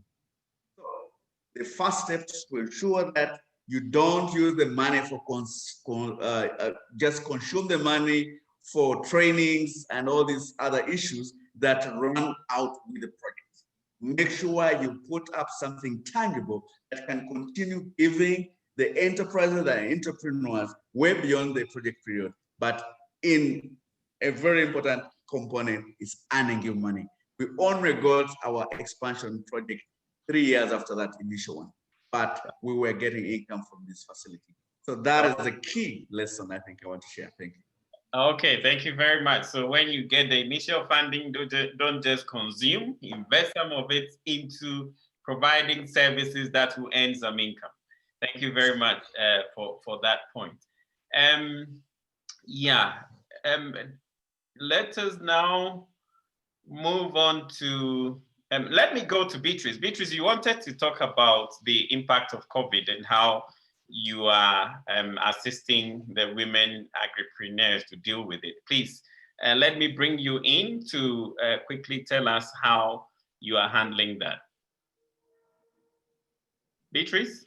Yes, thank you, Mr. Moderator. Yes, Apollo, I agree with you that's why we at the One Africa, on financial inclusion, the first thing is financial literacy. Also, how do you manage the account? How you don't eat your profit? How will you inject the little money you earn into the capital to grow your business? I think that was a very important point to mention.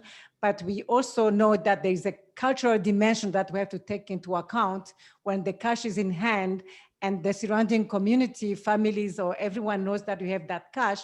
If there's a funeral or a harambe, as we call it in East Africa, it's very difficult to resist that social pressure, yeah?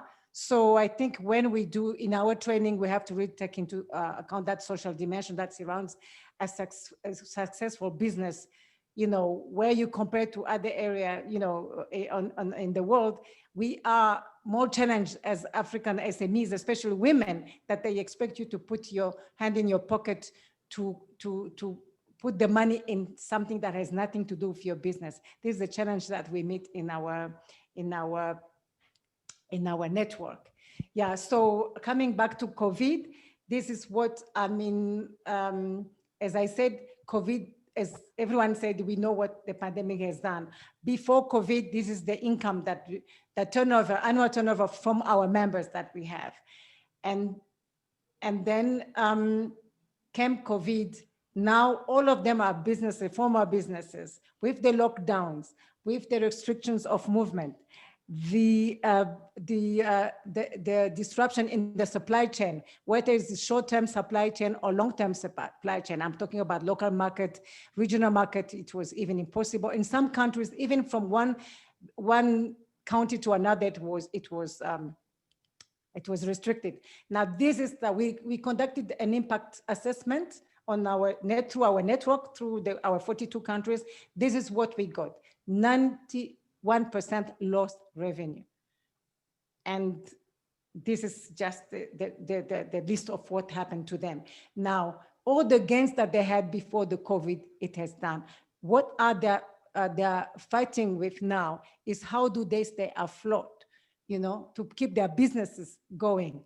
When we all know that there have been very little stimulus package that have been put in place by the countries, even in the countries where they have been put in place, how much of that stimulus package has reached those SMEs? That is the challenge. So really the way we were dealing with the SMEs before COVID is going to be different now past COVID. The first thing is how are we going to mobilize enough resources to get affordable loans and flexible finance to be able to finance this SME to stay afloat. Yeah. And just to give you an example, how the youth are managing better in this and that, they created opportunities, but because as business people, and a challenge is always an opportunity. So we not say that is a doom picture for everyone, but it's the ability that the youth, the young people in our network have been able to be agile enough to go into technology. But we know, when we know that the average farmer on our continent is 6 years of age and illiterate in any indicators of development you can think of, now this is actually what is giving us a light of hope. If you allow, I just show you a very, very, very short video to see how our young people in our network are coping with the COVID. I am a member of One Africa, championing blue economy. So my company supplies seafood to hotels, restaurants, and supermarkets. But due to the impact of COVID on the hotelier industry, I have lost 80% of my income, and I have to close down my operation for the month of April. Now, in the meanwhile, I have decided to re-strategize my business model and diversify into offering fishery products to consumers in and around Windhoek. And secondly, I have also intensified our online presence. So with this, we have really gained momentum in gaining new clients. So we are negotiating with 10 clients in rural areas who want us to supply them with fishery products. I would like to urge government and funding institutions to support us with financial means in order for us to maintain our businesses and maintain our cash flows and be able to survive during this period of COVID. Thank you, Mr. Moderator. Thank you very much, Beatrice, for sharing that experience on the impact of COVID and how you are helping these women agripreneurs to deal with it. Thank you very much. Ruforum, Anthony, you talked about the different agripreneurs and SMEs you're supporting. Do you have some experience to share on it, how they are managing the impact of COVID briefly, please? Kofi, yeah. First, I would like to say two things around that. One is something that was raised about working and training smallholder farmers. Ideally, that is very important. And one thing I would like to say is that as Ruforum, our task is always, we are nagging universities to become what we call engaged universities. And therefore, it's no longer about business usual always. We are saying we need education 5.0, where universities have a focus also on innovation as well as industrialization processes. So students, I see Anne has shared, in our universities that we are working with and currently we are directly investing in, the focus is that the students are part and parcel, and academic staff are part and parcel of the process of transforming the commodity value chains. And that's why I was saying that there is what we call the community action research programs, what we call the CAPS, and within that, that's where the community-based incubation processes are happening. And so these students train to move from the subsistence processes to become agripreneurs.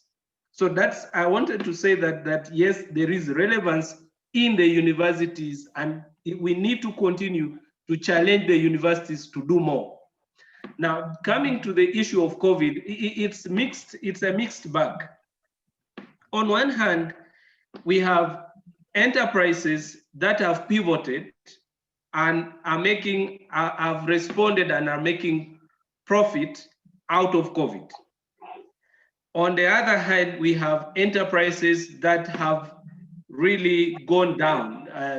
Maybe they are earning less than 10% of their revenue from the original what they were earning. So we have that mixed bag. We have those that pivoted and took advantage of the COVID situation and have made profits more than what they would. And so they have grown rapidly over this short time period. Those are the ones that are really responding to COVID-aligned, one would say COVID-aligned enterprises. But then the traditional ones that were not COVID-aligned and have been slow to pivot have really had a real knock-on effect. We also have those that have totally closed. And now we are working on to say, okay, so how do we begin to rebuild you based on the experience that you had? And so we, with that group, we are now going through a different training altogether to repackage them and so that they begin to have a different value proposition of a business before we can say we can again invest in you. So it's about not giving up and taking lessons and learning from them. Thank you, Anthony, for that. But let me quickly finish with you on what you think should be done to facilitate cross-fertilization exchange on incubation in the East African region. What are your views on that? Very briefly, please. Yeah, I think the first thing is recognizing that we are all players in this and we are all players in this together. That's the starting point. Once we recognize as actors that are in that process and that we are not out competing one another, we are in this process together, then that is the starting point to move. And that's why really I like this meeting, that Anne has been able to try to bring all the actors that are involved in this space. So we need a conversation around this, because even as, you know, as RU Forum, we are trying as much as possible. Right now, we are having a feasibility study with the government of Uganda to try to ensure that we will be able to establish 6 large-scale incubators in Uganda. And these are based on based and led by universities, because universities for us is our primary business to do most of the things. So we need that conversation. Now, the other is that we need to get those who are willing to lead, because bringing all people together means that there are people who are willing to lead and provide the leadership. And with it comes a lot of stones around it. And there will be a lot of issues. Are you trying to bring us and outcompete or whatever? But we need to get an umbrella organization that can then be able to provide this leadership so that we can be having an honest conversation around this. So that we also need the role of government. We can't run away from government, because first, government is the biggest businessman. Right. Across. It's the largest and the biggest businessman. So we need to bring government and those permanent secretaries in these government entities so that we have a honest conversation with them.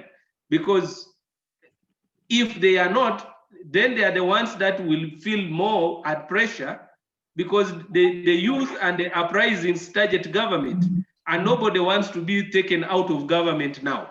So we need to have a conversation with them that this threat of unemployment is not only a threat to us as actors, but it's more of a bigger threat and to them that are in government. The point is made, so I get the point you're making, that we need to create more platforms to have such conversations among all the relevant stakeholders concerning this topic. We need to find the leaders who push the agenda, and you're saying that also the role of government should be recognized. So thank you very much for those suggestions. Beatrice, did I see your hand there?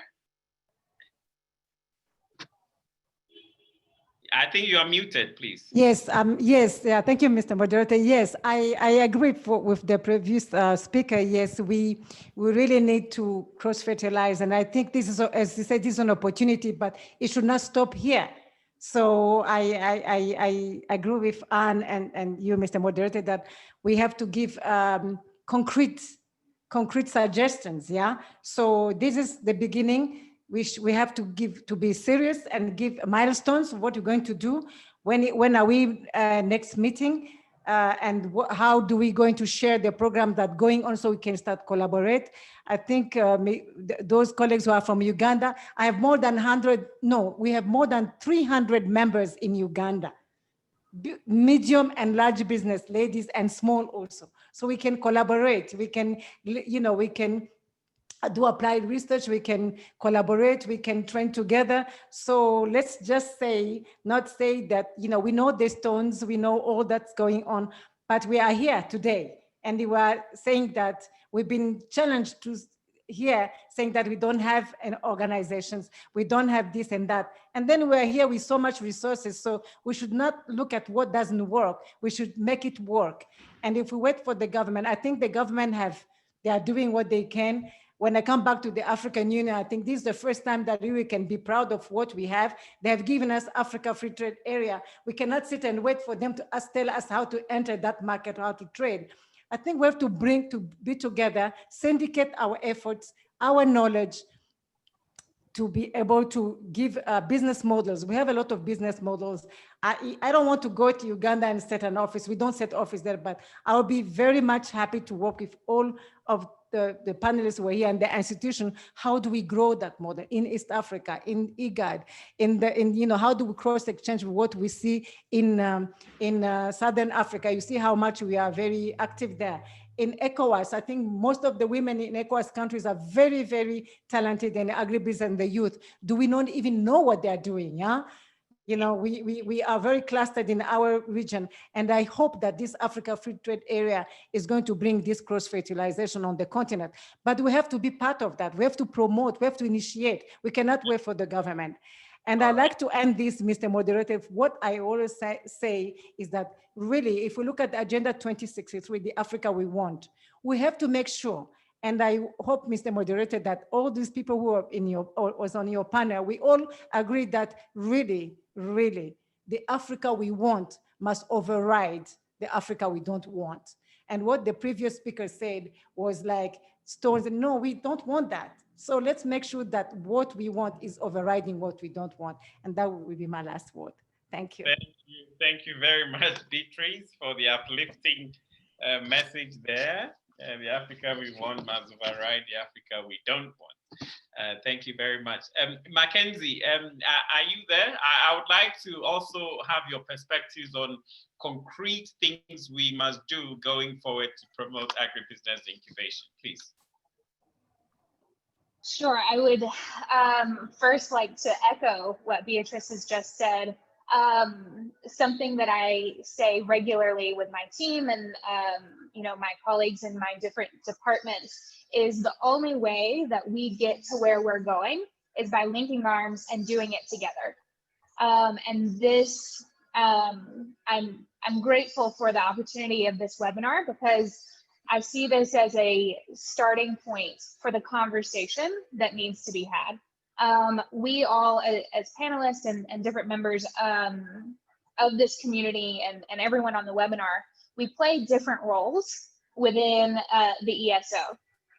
So if we can collaborate and come together and say, yes, we see what needs to happen, we can then fill in those gaps together. Hearing that the community that Beatrice has developed of 300 businesses, that is very exciting for me to hear because that just immediately expands what I can do and my team can do in the Innovation Village, how we can support the women in Uganda, the female entrepreneurs. So that is the first piece. And I think the second piece is something that we have been at the Innovation Village, we have been focusing on in the last 6 months, and it speaks to the sustainability question. We're partnering with corporates to grow innovation.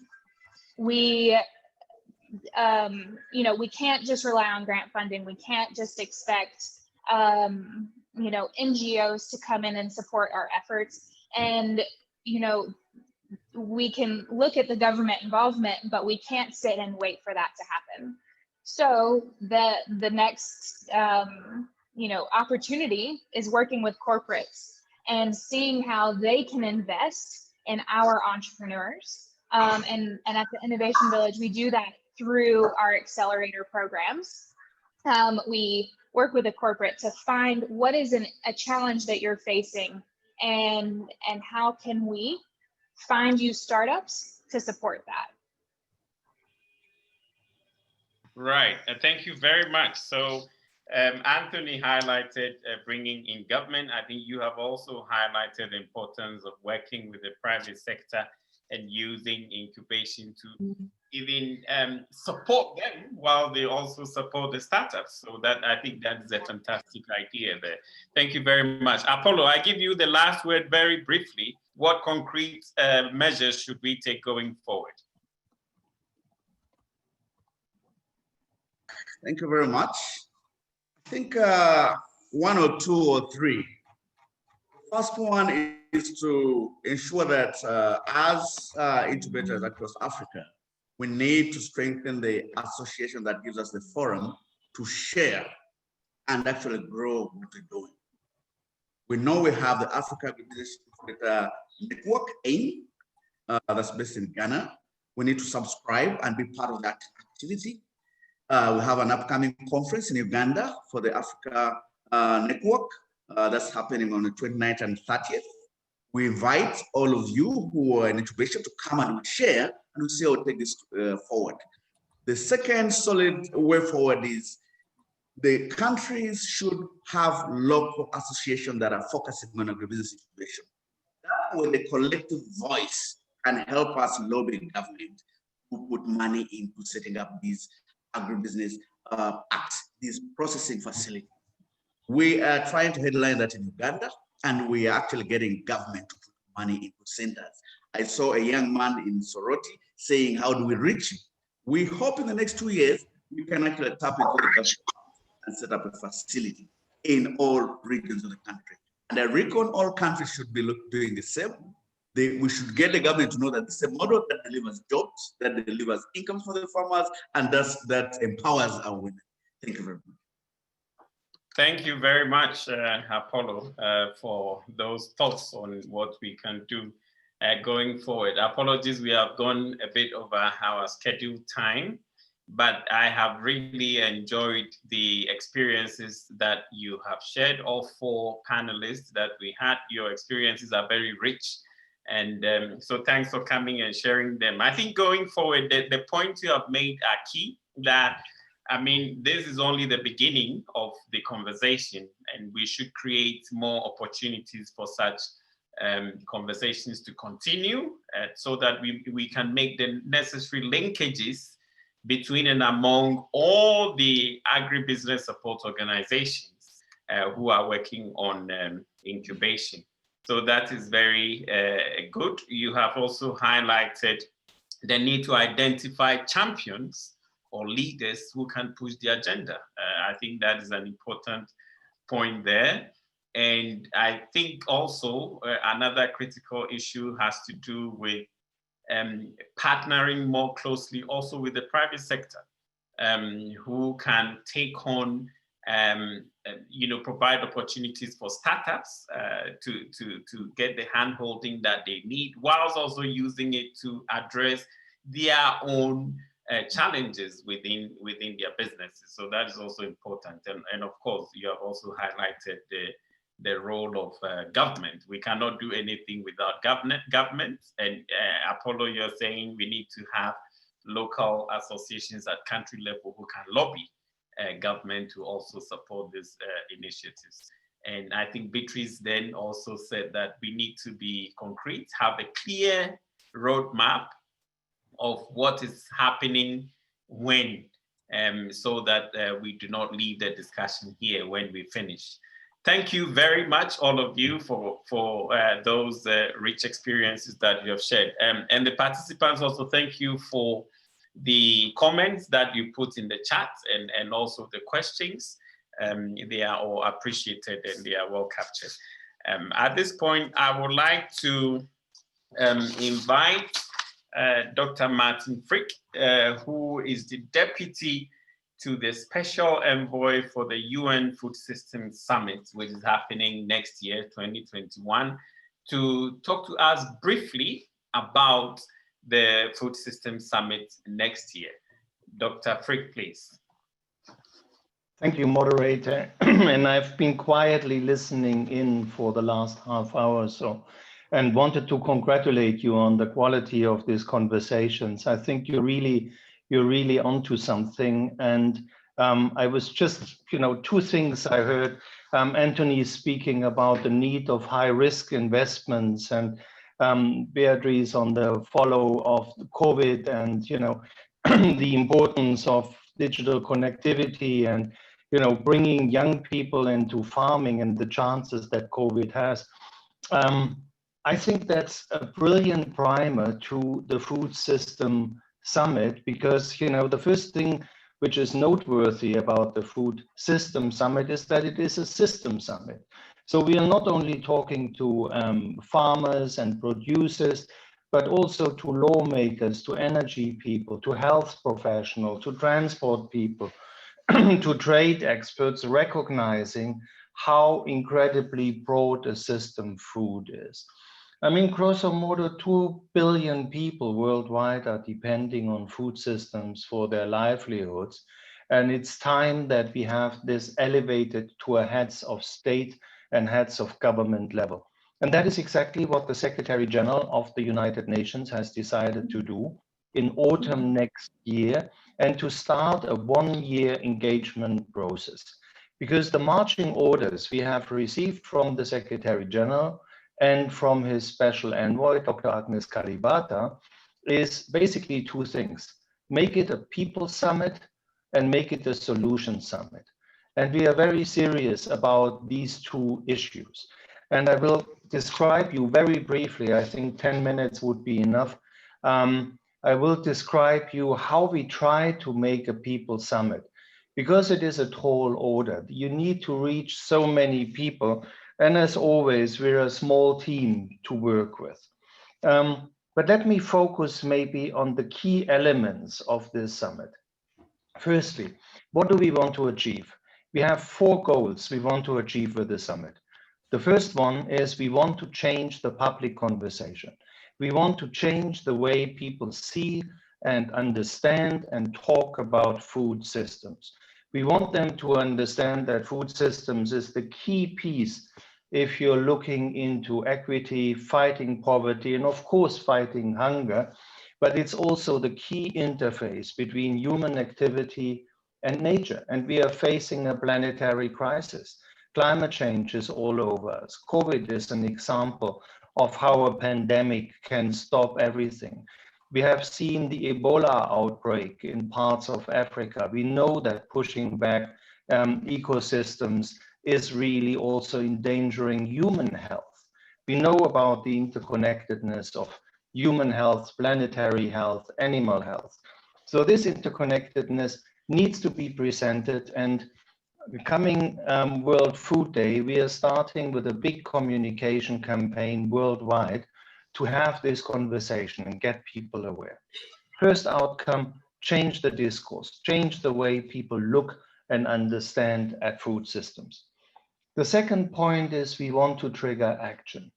There is a lot of talk out there, but we really want to use the pulling power of the United Nations, the convening power of the Secretary General, to bring together the groups that should be speaking to each other, but often don't.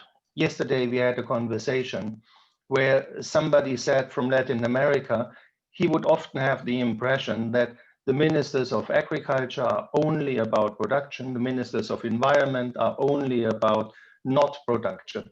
That's a false choice, obviously. So we want to bring action on a global level, on a local level, on a community level, wherever we can bring the constituency together. Third point is we will end up with a political document that is describing key points we need to get right for food systems transformation. And the fifth point, the fourth point is we don't want to stop at the summit moment. We want to continue the conversation, and we want to go into the future, because food system transformation is not something that you can do in 1 year. Now, we have built a big support structure for this summit, and I will be very brief to describe it. There is an advisory committee. The advisory committee is chaired by the Deputy Secretary General, Amina Mohammed. And in this advisory committee, we are already having participants from civil society, from farmers association, from all sorts of organizations to play to the multi-stakeholder nature of the summit. There is a scientific group with 27 top-level scientists who all come with a big network to bring in the best evidence.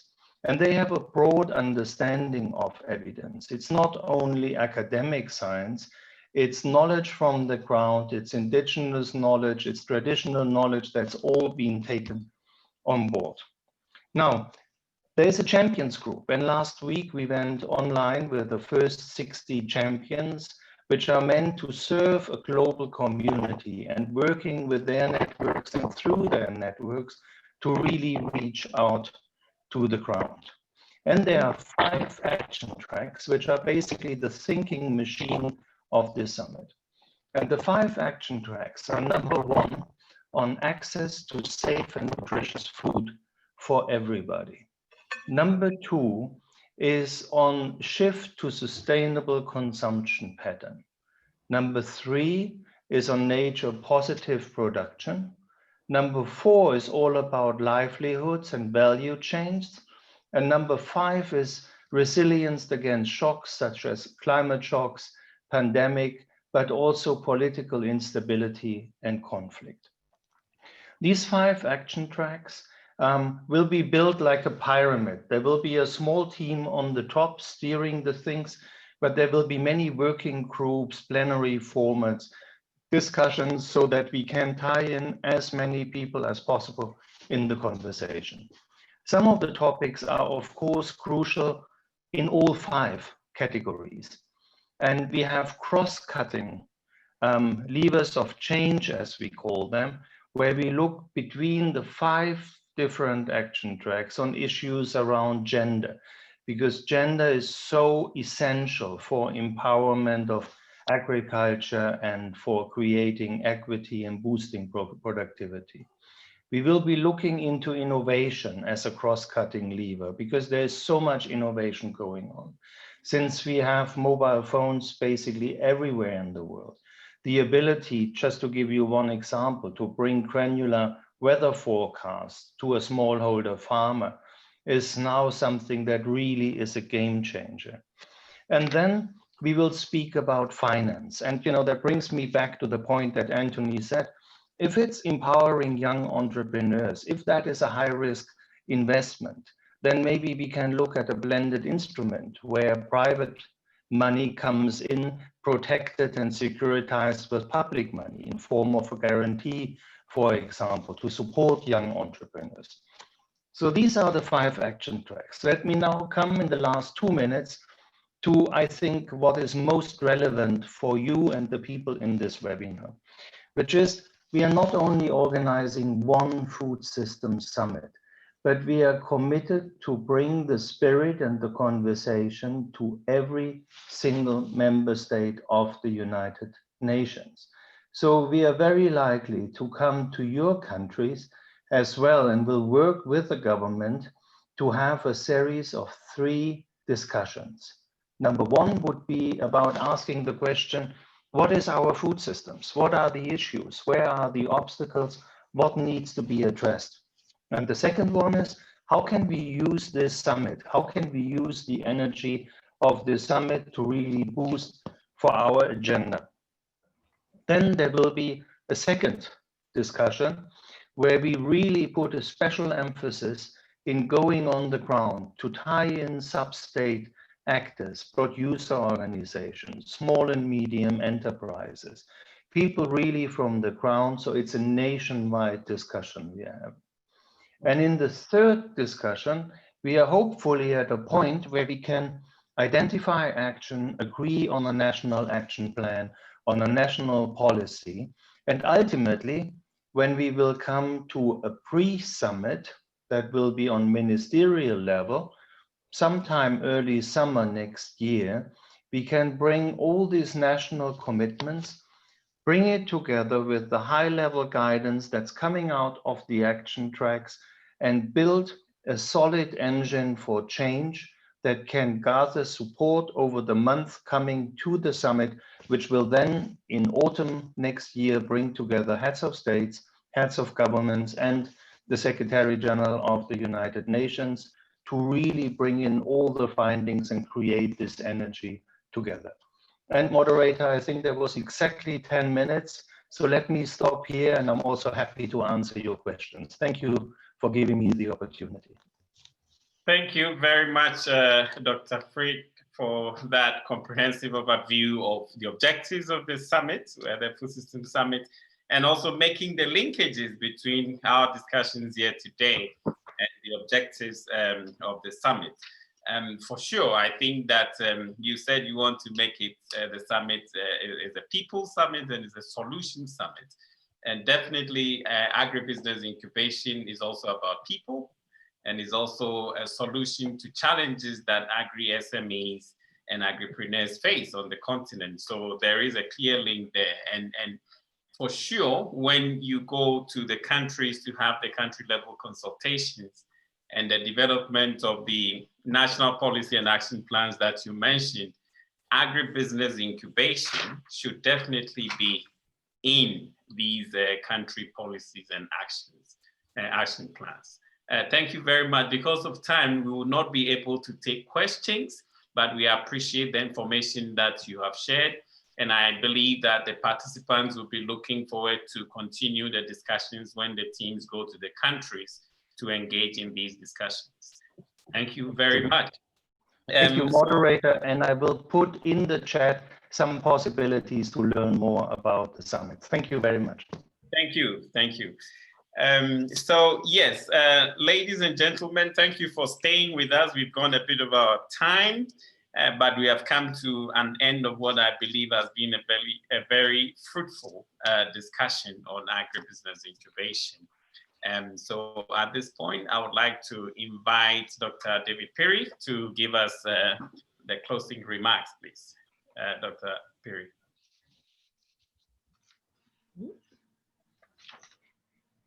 Hello, good afternoon once again. I think this meeting has been very productive, at least from my perspective, but I think also from the perspective of several players. I've seen the comments in the chat.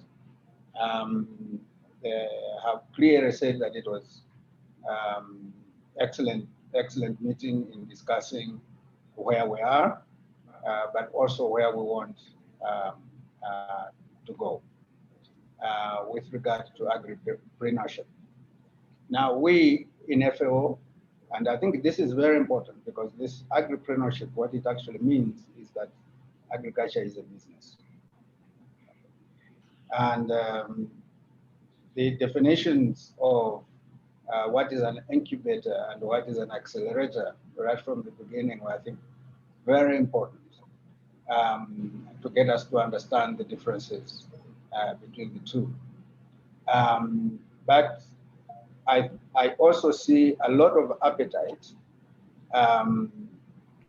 in this team to continue the conversation, which I think is extremely important also for us in FAO. You know that our overall mission is to eradicate hunger wherever it exists. And in our case here, our mission is to eradicate hunger in Eastern Africa, where we have a huge challenge. Because here in Eastern Africa, we have about 133 million undernourished people, okay, which is about 55% of the total undernourished people in Africa. And yet, the population of East Africa is under 25%. So the biggest burden of reducing hunger within Africa is actually here in Eastern Africa.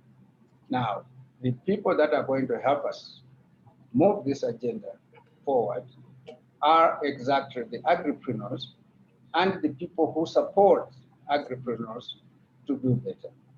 And this is the team right here that is going to help us achieve those objectives. Because we know that when people practice agriculture as a business, there is hope. When people practice agriculture for the sake of practicing it, and which is the majority of people, then we don't go anywhere. So I think we have great partners in this room. Let us continue this conversation beyond this room. I hope that people have found connections or WhatsApp groups or whatever it is, how we can organize that to make sure that the conversation continues and that we meet. Also, thanks to Zoom and other platforms, we don't have costly meetings anymore. So I think we could, in fact, meet as often as we would like. But it was a very good meeting, solution-oriented, and so on. So I really thank you for your participation, all of you. Moderator, of course, I think has done a very fine job. I know that his name is Finn, not Fine, but if you want to make a pun out of it, I think Mark Fine has done very well. But so have, and all the panelists, I think, were excellent. Great choice of panel. Finally, of course, I would like to thank the Deputy to the Secretary General of the summit for informing us of what we can expect next year. FAO is very much part of it. It's our bread and butter. So we look forward to the success of that summit. I will stop here and thank you again. And with this, I can close the meeting. Thank you.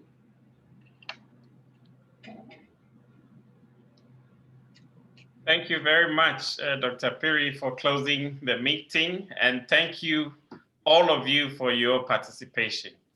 Thank you and have a nice afternoon. Thank you very much, Mark. Thank you, everybody. Bye-bye. Thanks, Mark. Thanks for everything. Thank you. Bye. Bye. Bye. Thank you. Bye-bye. Bye. Bye. Thank you. Bye-bye. Bye.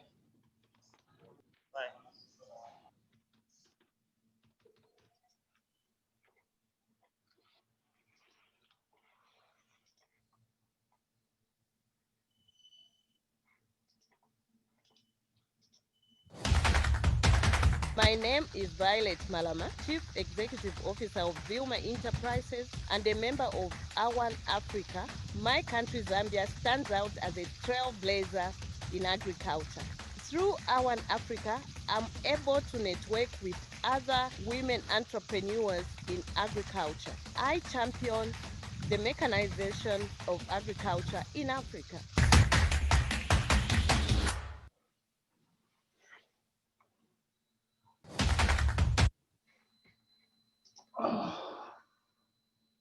Battery 100%. Connected to Insight Pad.